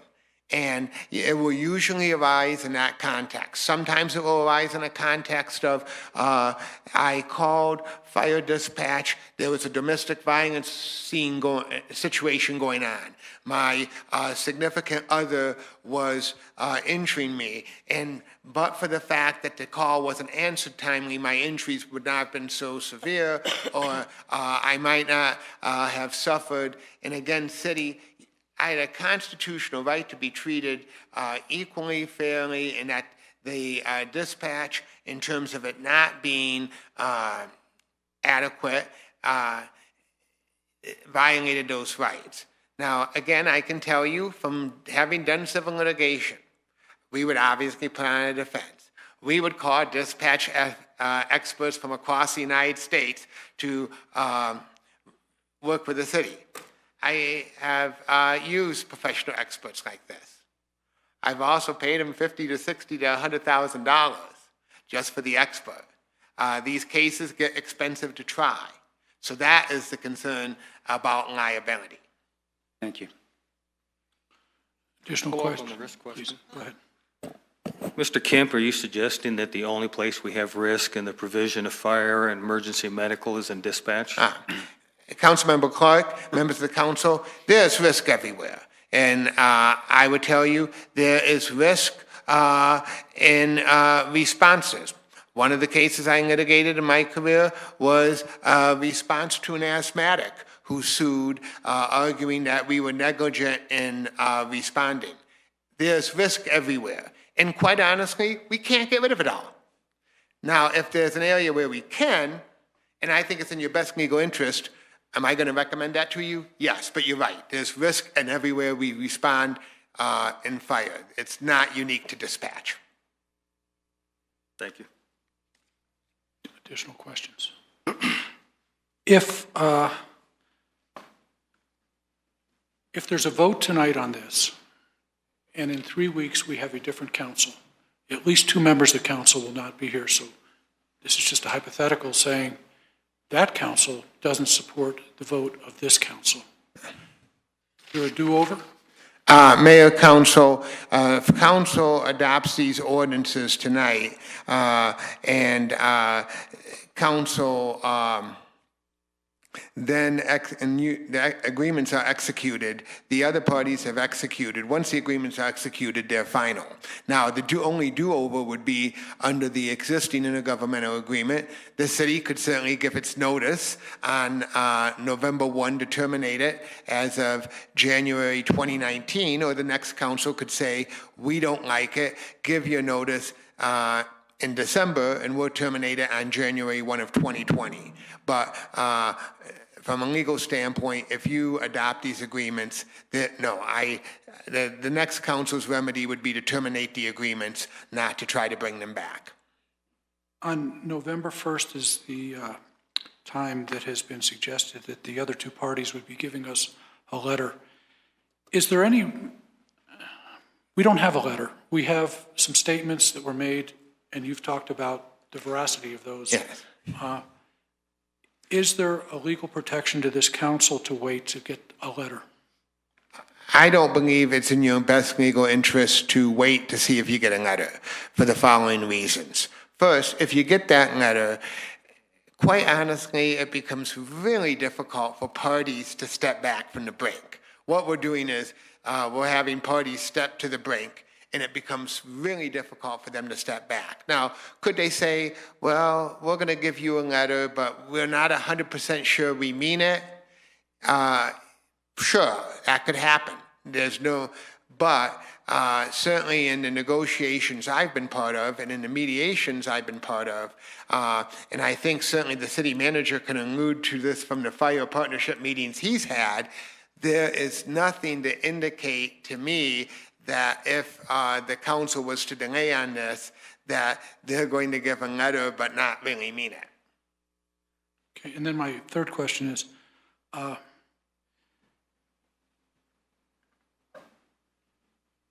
and I'm being critical of the fire district in South Highlands Ranch Metro District in this comment. They've been playing us.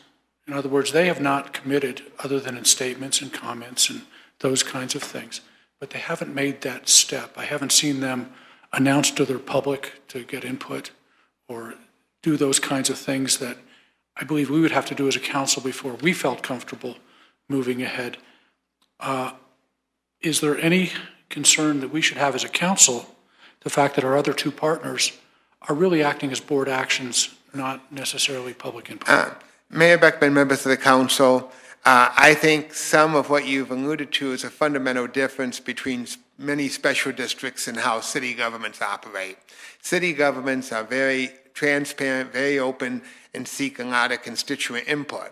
A special district, particularly a single-purpose special district, frankly, I don't think there's any secret here that they don't get as much attention from the public as perhaps the city government does. They both have been very clear in taking this to their governing boards, but I don't think it's any secret that this council, for example, certainly gets much more attention than the Highlands Ranch Metro District Board or the Littleton Fire Protection Board. And I think that's just the nature. In every jurisdiction I've been in, that's been the nature of the difference between special districts and city governments. Thank you. Any questions from the council? Not a question, Steve, but the Littleton Protection District is both east and west of Littleton. Thank you, Councilman Sinanek. So I have a question. Because somebody pointed out we could have significant change on this council in a few weeks. Is there such urgency to do this that we could not postpone this to let the new council deal with this? Councilmember Cole, I'm going to answer that two ways. First, that's obviously a policy decision for the council.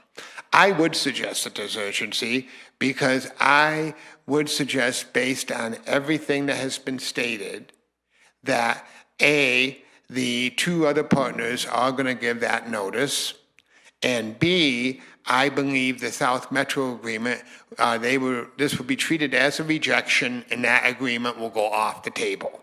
And so I do believe, as your lawyer, I do think that there's a sense of urgency here. And I would not say that if I didn't think it. I do think there's a sense of urgency. Additional questions for the attorney? I'm not seeing any. This is a public hearing. I do not have anybody who wishes to speak. I have two comments from two signups who do not favor the ordinance but did not want to speak. Is there anybody who would like to speak to this issue?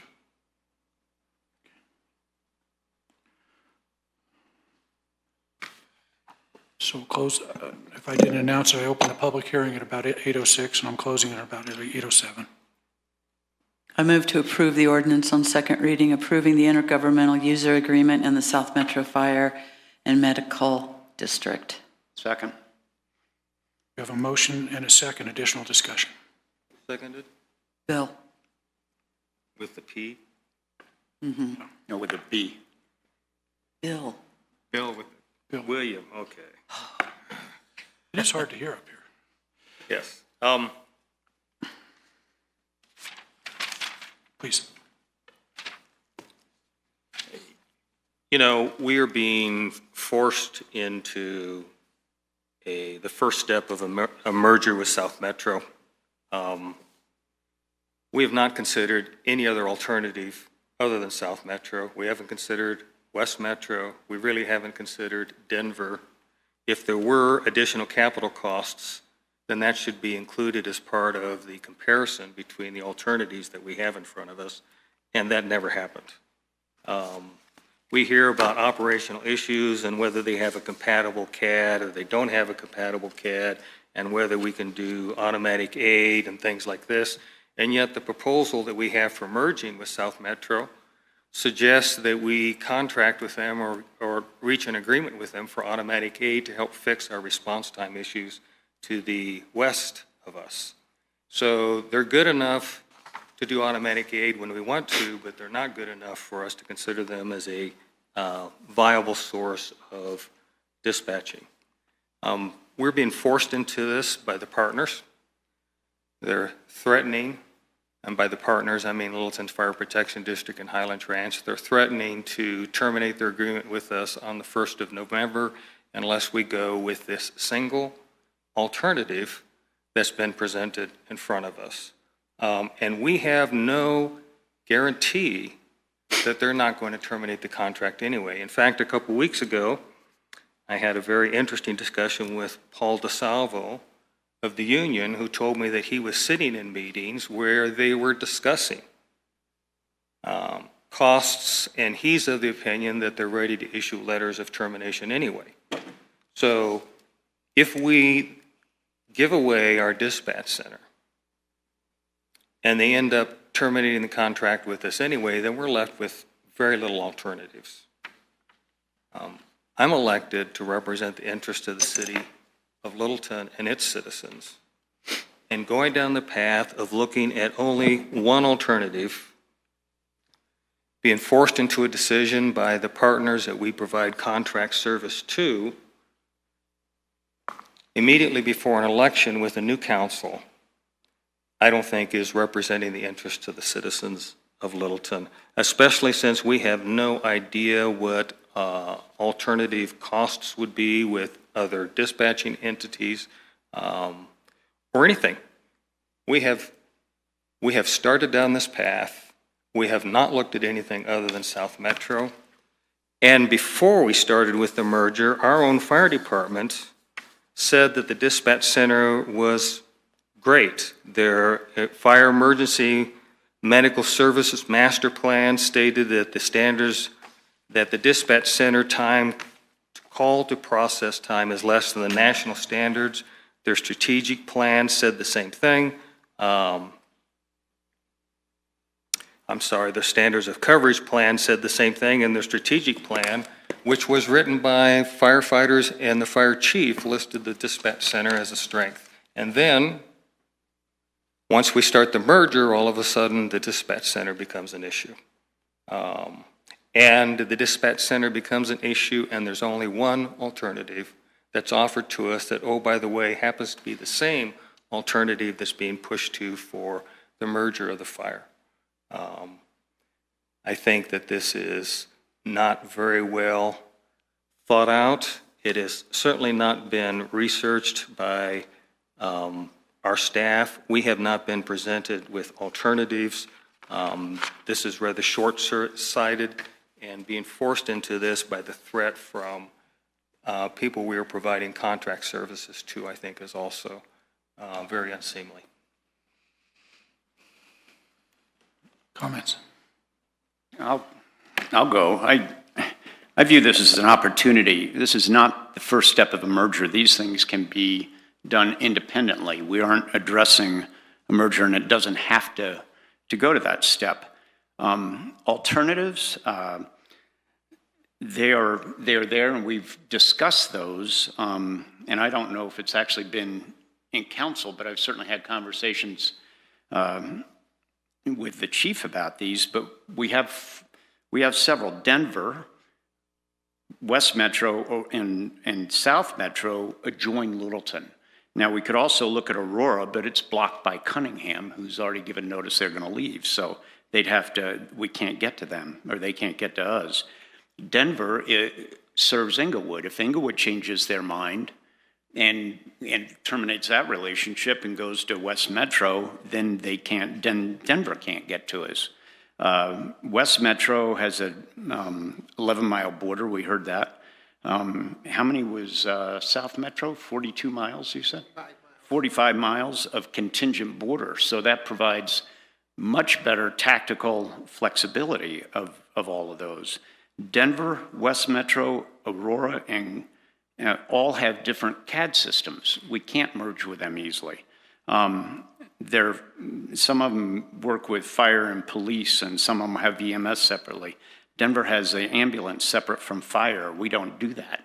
The same with Aurora, I believe. West Metro, I don't know about West Metro, but the alternatives are pretty clear. The only one that makes sense in terms of alternatives, if we're going to do it, is South Metro. Also, we share all the same CAD systems, and we've even been actually, in an emergent basis, part of the South Metro dispatch system because the cable was cut last year. And there's a switch. I don't know if it's simply a switch, but am I correct that we came under the South Metro dispatch center and it was seamless to the entire city?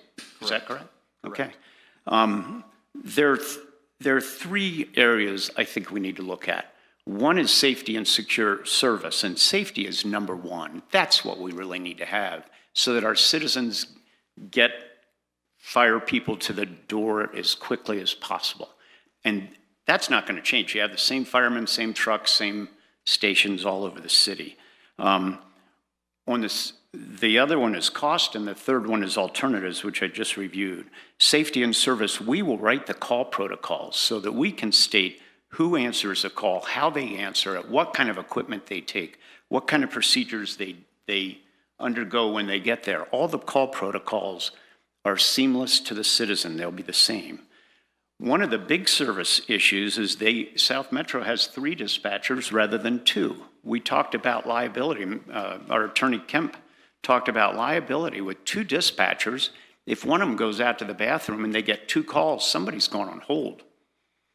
And that happens. I'm sure the chief could address that with 3 dispatchers, which is South Metro's minimum coverage, you're less likely to have people on hold. They have an emergency vehicle, an incident dispatch team for major events like the Southview fire, so they can bring all the dispatch to the site. They are accredited. We are not. The accreditation is similar to CALIA for our police department, which we're immensely proud of, and that's a very difficult accreditation to get. We can't get it here because of the facility. In order to get to that level, we'd have to incur the cost of a new facility.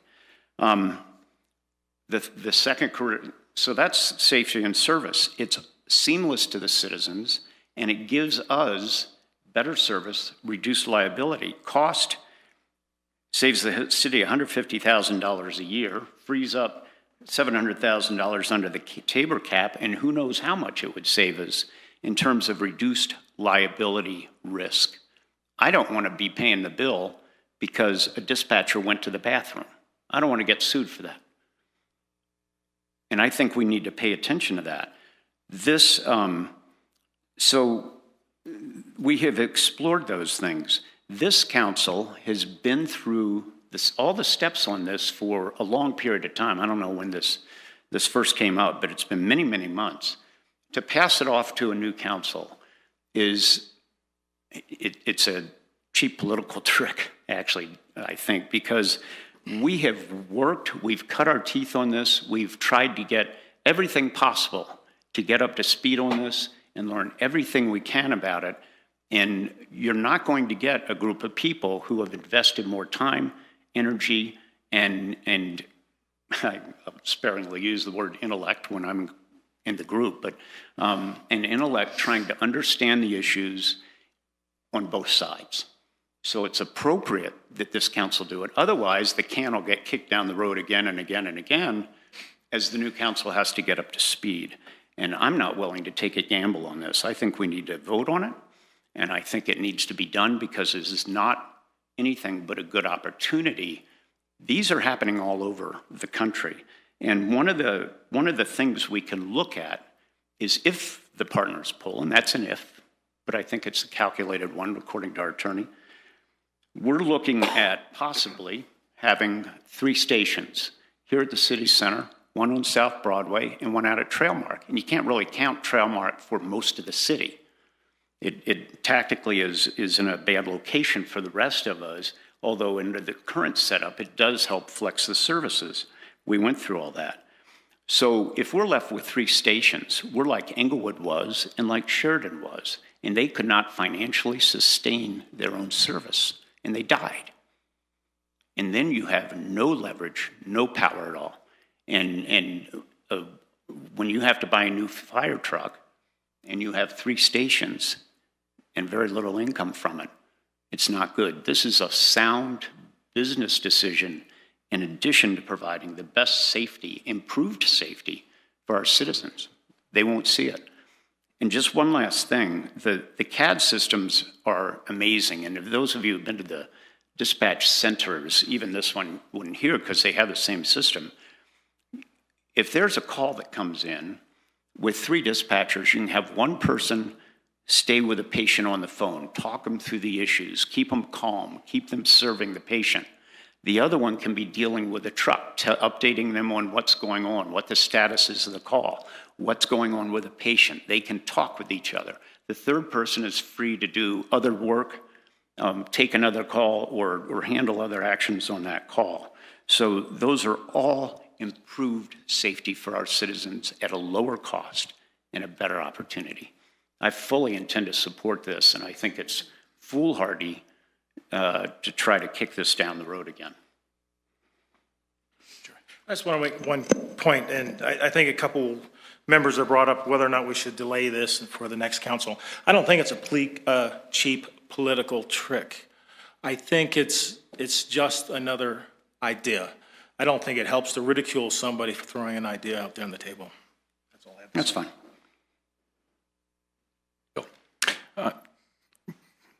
Agree with Councilmember Hopping on many items. I just want to emphasize a couple. I view this as well as an opportunity, and certainly not an ultimatum, looking at a way to handle our business that we have a responsibility on.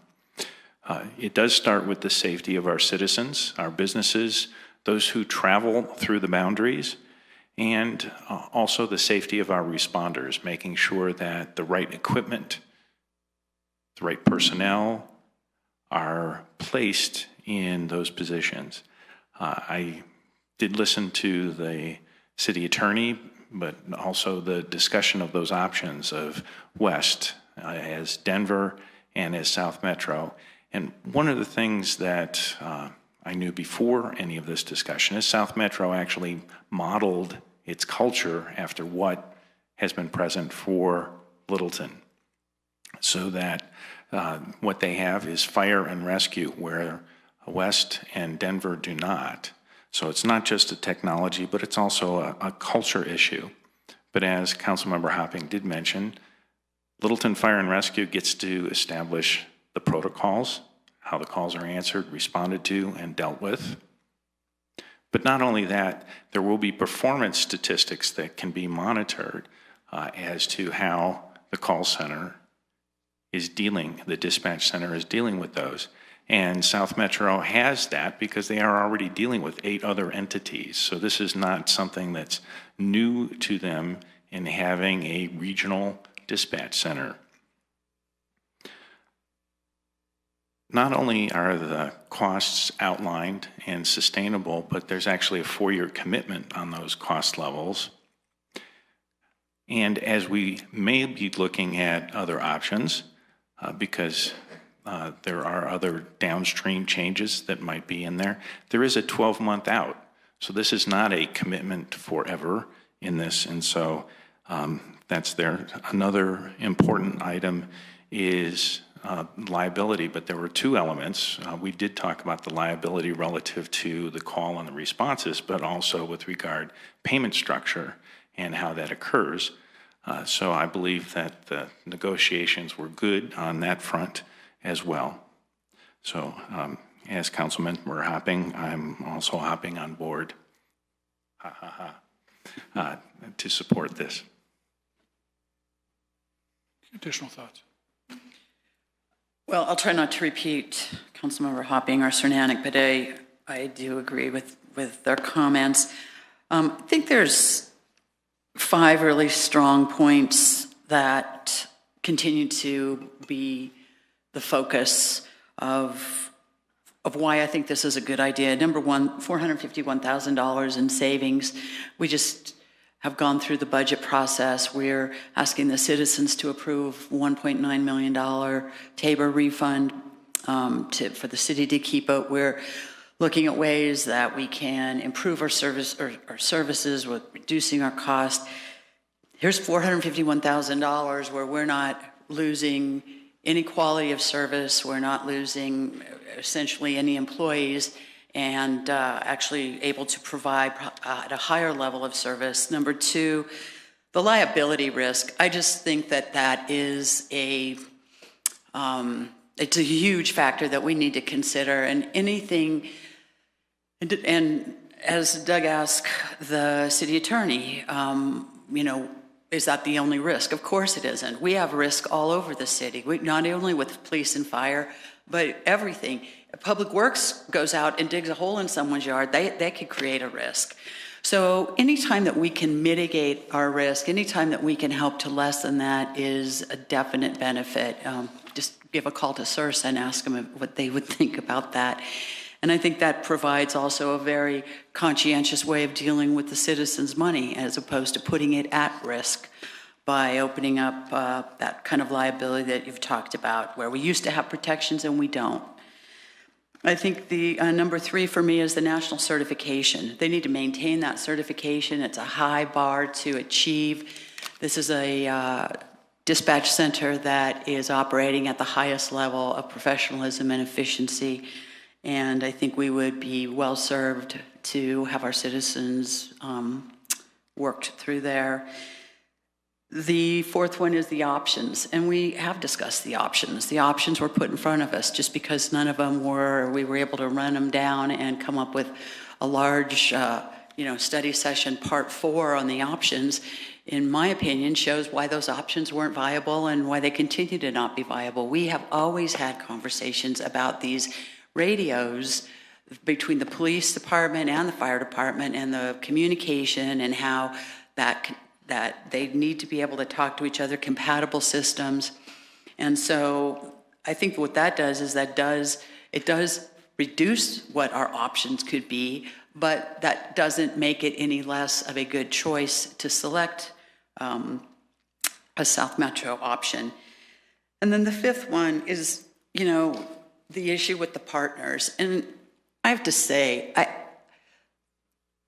I've sat in these meetings for 2 years with our partners, and I don't think it's fair to accuse them of throwing down threats and trying to force us into decisions. They are representing their communities, and I agree with the city attorney in that they are very different.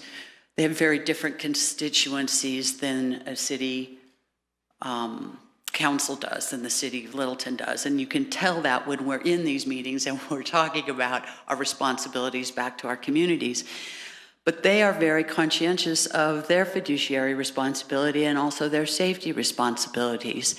And there's always the ongoing and continuous discussion of service to their communities. So their threats to us are, in my opinion, based on, if you want to call them threats, I don't, but their concern regarding this is about their communities and about the citizens that they serve and the citizens who expect them to be able to fulfill that duty that they ask them to do and to provide the highest level of service at the best cost.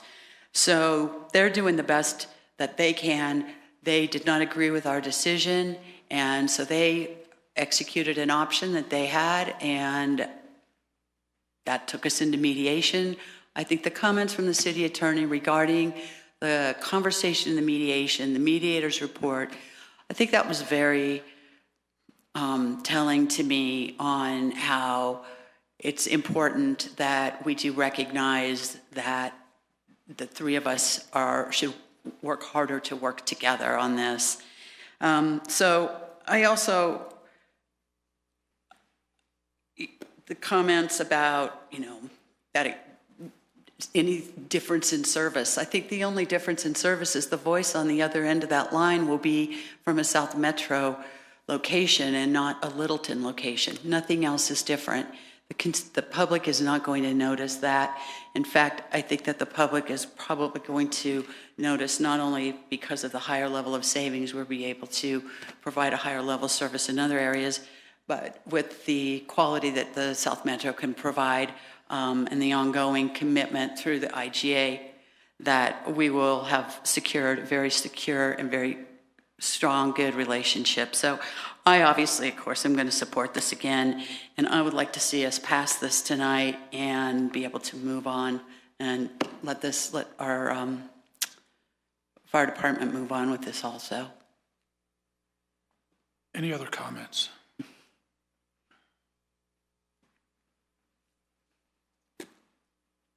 This has been very troubling, the way this has been handled. And I think it's important to say those issues before we do the vote. It was in May or June that we asked for, well, it was earlier than that probably, that there was discussion on this. And I think the disappointment that some had, and I certainly did, was, and I know I said it several times, we're going to need to see some numbers. We need to see why this makes sense. Just, we've got a public that we need to be able to explain why this makes sense, why this is in their interest, because that's what we do as a council, and that's who we represent. I don't think we got much help doing that. I think we were actually delayed from doing that because some of the information was incorrect. I think it was really devastating when you find out last-minute kinds of things that you believed that you had approved a budget and you believed you had approved staffing, and you find out months into it that a decision independently had been made not to do what the agreement in front of council had been. I think that really just hurts the whole thing, because I certainly assume I'm being treated fairly and honestly, and to find out that perhaps there's some other information, it's very troubling. And as I said, I couldn't vote yes unless I had correct and factual information. And I just couldn't, and that's why I have not. But I want to tell you a little of my experience. I went to 10 different agencies over 10 different years. I did the accreditation for the police department, and each time, for police departments for CALEA, and each time I went around the country, I'd say all 10 times that I went to different agencies, they had a combined center of some kind. So I retired 6 years ago, so let's take me back 6 years to 16 years ago. I always came back and said, you know, we can do better because of what I've seen at these other agencies. And we never really got to that point. We did become CALEA accredited on the police side. We really busted very hard to do the things that it took to do it. But I still continue to go out and see combined centers that offered more than we do here. And to some very great extent, it was not the employees, it was not the dispatch equipment, it was the environment, it was the space, it was the way in which there were windows, there were things like break rooms, there were bathrooms that were appropriate, there was a different staffing level, and I brought that back. So for my career, and I know one of those criticisms that I'm so disappointed in out there on the street is, well, if you don't vote for this, you're not interested in public safety. Nothing could be further from the truth. This is a policy board, and we have to figure out, again, what's appropriate for the community and how we provide that and staff it and resource it. But, you know, that's just one of those throwaway taglines. But I can tell you personally, I saw the opportunities that we weren't doing because of the physical restraints in this city. And it included the air exchange, air conditioning, the temperatures.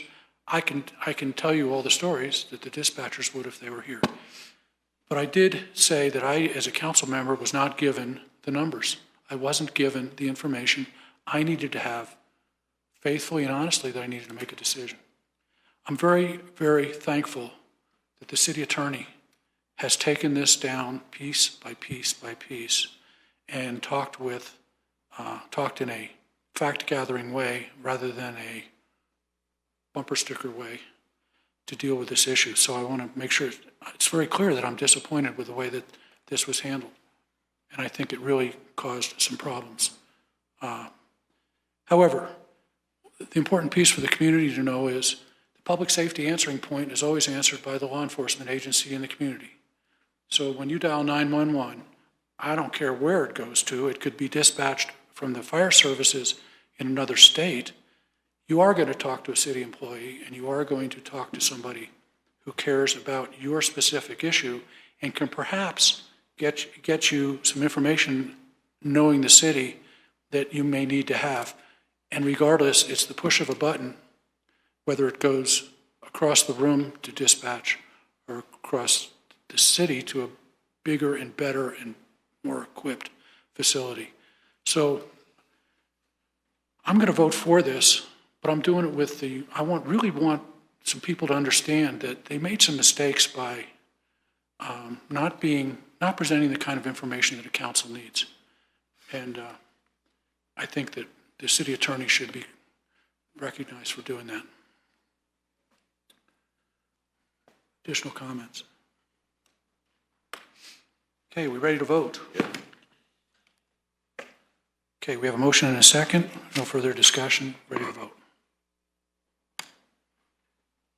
The vote is 6 in favor with Councilmember Clark voting no. The motion carries 6-1.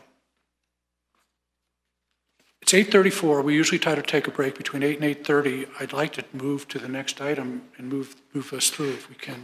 Do I have approval, or does somebody need to take a break? Okay, let's try to move through. If you need a break, tap your shoulders and Cross your legs. tap the guy person next to Yeah, you and ask say, your I gotta go. Okay, this brings us to agenda item H. Oh, thank you. Agenda item H, which is the partner to the agenda item G. It's ordinance 31-2017. It's an ordinance on second reading authorizing the execution of the Second Amendment to the Intergovernmental Agreement for Fire Protection and Emergency Medical Services between the City of Littleton, Littleton Fire Protection District, and Highlands Ranch Metropolitan District. We did have a presentation already from the city attorney, Steve Kemp. I'm not sure that we need more additional information, but this would be the time for additional staff. Do we need additional staff information? Not seeing it. It's a public hearing. I do not have anybody who signed up. I'm going to open the public hearing at 8:35. I have no one signed up. If there's anyone in the room that needs to speak to this, let me know. Okay, I'm not seeing anybody, so it's 8:35 to close it. With that, can I have a motion? I move to approve the ordinance on second reading authorizing the Second Amendment to the Intergovernmental Agreement for Fire Protection and Emergency Medical Services between the City of Littleton, Littleton Fire Protection District, and Highlands Ranch Metropolitan District. Second. We have a motion and a second. Any additional discussion? Can you call the second? I don't know. Jerry. Everybody did. Gary. I was just trying to beat Phil Lizzo. It's hard. It's difficult. Okay, I have a motion and a Very- second. very No additional discussion. Ready to vote?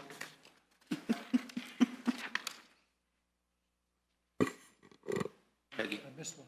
Peggy. You got to hit yours. Vote. I'm sorry. I was waiting for some talk. The vote is 6 in favor with Councilmember Clark voting no. The motion carries 6-1. This brings us down to agenda item 8, which is general business. We have none for this evening. Agenda item 9 are comments and reports. The first person is the city manager. Mr. Mayor, no report this evening. And I'll just comment, when the city manager says no report, you need to know that he reports weekly to council on any kinds of updates. So we routinely get updates on a weekly basis. All right, Mr. Mayor, I'm sorry. I'm going to have to follow up with that. But I have mentioned in the past that I am working on a report that I would probably do once a month. And I would actually attach it to the agenda here, and I'd have copies displayed here at the back for the public. It'd be an opportunity to kind of highlight some of the things that I typically report to the council on a weekly basis, but we'll do it more in a public fashion. So I'm hoping to do that here probably November or December. Right. Okay, let's do with council reports. We'll start with Bill Hopping. Thank you. A couple things. When Mayor Beckman and I were talking with Congressman Kaufman beforehand, he complimented us on Main Street and how Main Street really makes Littleton unique, and he cited another city in town that had allowed theirs to go away. So it was nice to hear that, and he said it a couple of times. It doesn't hurt that his mother was an historic preservation board member at one point. But there was a comment on the lift board minutes earlier on, and I wanted to make it clear that, and I confirm this, that the reason that the minutes came up in that way, and this is a reason that we need to have video minutes, is that the board was upset, and I'm the liaison, I was there, that they felt the minutes reflected opinions rather than just the business of the meeting. So that was the issue on that. Number 3 is on elections. We've got one coming up, and I'm not running, so I thought my dad. Dad's running? Was a great man. I'll be back. Taught me about what you look for in an elected official. I'm sorry, gang. I shouldn't ever mention him. He does this to me. We can come back to you, Bill. No, that's fine. And these are general, and things you look for, integrity. So you don't want somebody who modifies the worldview, and everybody has a different view of things, but you want somebody who speaks from the heart and really believes and is true to their word. You want long-term views. This is my dad again, thinking 5, 10 to 20 years. Don't let short-term distractions, and we all have them, take your focus off long-term issues. And you shouldn't let personal feelings get in the way of decisions. You need someone who demonstrates an ability to understand the long-term impact of financial decisions. And we do that in our cities as we run them and in our homes. And Dad taught me it's a lot like saving at home. We have to watch our pennies. You control your expenses. You get the best services possible at the lowest cost. But you also have to pay attention to your income. And how do you generate the revenue necessary to live the lifestyle you want or your citizens want? So financial management is cumulative over time.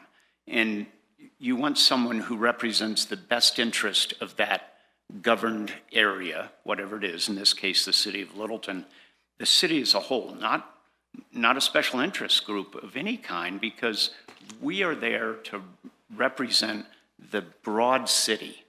The broad city, we are representative government, and each one of the district reps has 11,000 people they represent. The at-large have 45, 50,000, whatever our population is now. So please get out there and vote. Use your own criteria who you think will serve you best, but think about those issues as you do it. Thank you, and I apologize. Councilmember Cernanek? Yes, 3 items to mention, or at least one question is the third item. One is the Colorado Aging Strategy has its final conversations on aging that will occur on November 2nd. It's going to be at the West Dental Institute, which is 925 Lincoln Street, and maybe we could even post that on the city website as an event. It's 1 to 4 p.m. in the afternoon, and this is put on as this series of conversation on aging has occurred across the state, and there is an agenda, and folks can actually sign up to attend.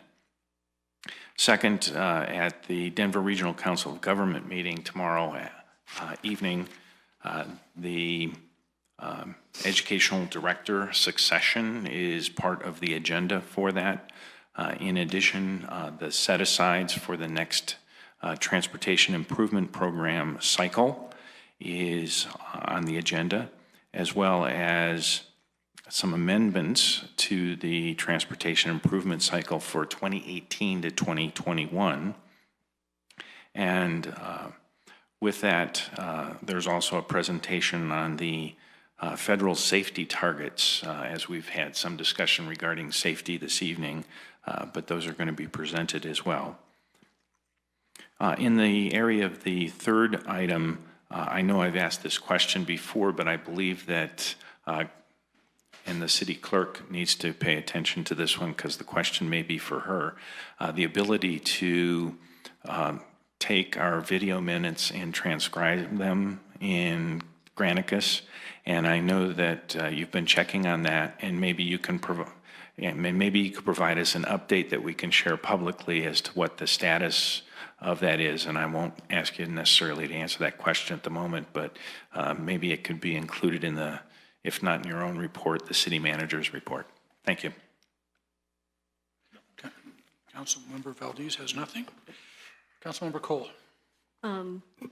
Just 2 things. I helped with a harvest festival at the museum on Saturday. It was a great success. Lots of people of all ages and sizes coming to get pumpkins.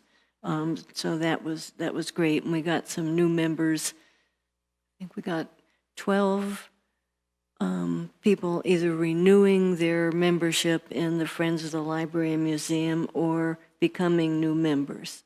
That's in addition to people who've already done that otherwise.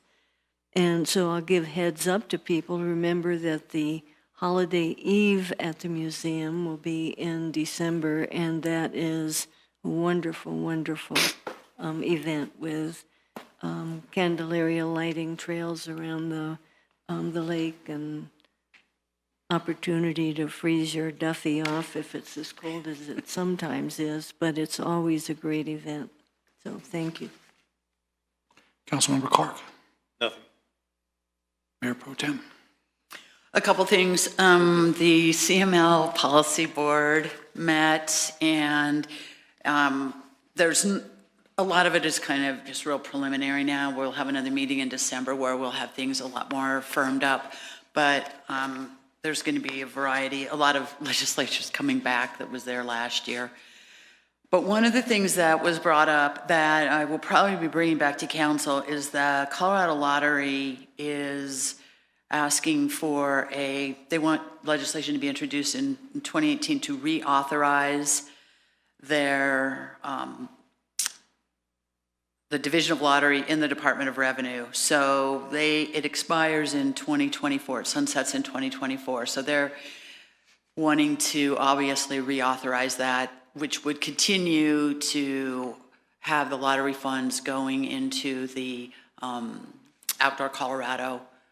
And so the numbers are just staggering as to, it's in the billions of dollars that they have supported communities with. There's communities that their annual budget is 10% of what the GOCO money has contributed to their communities, just because they could never afford to do some of the things they've done. And so the restoration work that's been done, the land conservation work, has just been phenomenal. And there's obviously a number of people knocking on the lottery's door. They would like to have that money changed out of the great outdoors and have it go to other funding sources and donate into other ways. So what they want to do is they want to get this firmed up. It's sort of what the Arapahoe County Open Space did, want to go ahead and get this locked in. So they're asking for municipalities to pass resolutions that would then go back to the lottery that says this municipality supports that. So it'll be it's going to be a state discussion, but that we'll be getting more information on that. I'll be bringing that back. And then the other thing is on the South Platte Working Group, we had authorized and I don't remember what the dollar amount was for the environmental pool, and we bought a certain number of buckets of water in the pool. It was like $75,000 or something. Anyway, that's coming due, and so I've been working with Randy, and the city attorney's been looped in, and we've got kind of a resolution. It's that has been written. I think they used it in Adams County, and they sent us a draft of it, and so we're working through that to legalize exactly what the contribution of money and what that means. And then we'll have to be getting a check ready for them too. But we'll be bringing that back to council to have that blessed probably within the next month or so, I would say, because they wanted to wrap that up by January. Is that right? I think so, okay. Councilmember. Okay. And then the other thing, we are bringing into the Littleton system the final draft of the development document that we had put together that we talked about with South Platte Working Group and developing up against Trails, Parks, Open Space. That document is being cleaned up grammatically, et cetera, taken from the draft form with the edits, and we're bringing it into the Public Affairs office here to have them clean it up, and then that'll go circle back around, and so we'll have that to bless. That's it. Just some calendar items for council and the public to know. This Thursday is October 19th, and we'll have a council breakfast with the Planning Commission. And we've been working on a pretty strong agenda for that meeting. October 24th is next Tuesday, and that is going to be the Littleton Post Office event where there's going to be a new postmaster. And they sent the letter out I think I got it, and it said, is anybody interested? And I sent it to council, and it was like, everybody's interested if they can make it, because we are very concerned about that post office, and so I think they'll get that message. There's a majority of council attending, so we may need to post that meeting. And we'll mail it in. And our representative, Mike Hoffman, was here, and the backstory was was a lot of frustration with that post office and the lack of response to the community, but that's pretty standard with government buildings. The congressman got involved, and suddenly they were scraping paint and changing things. So I don't know if that's related or not, but it sure did make a change. Then a week after that, October 24th, is our regular study session. So we've got quite a few events coming on in the next couple of weeks. With that, we're adjourned. All right.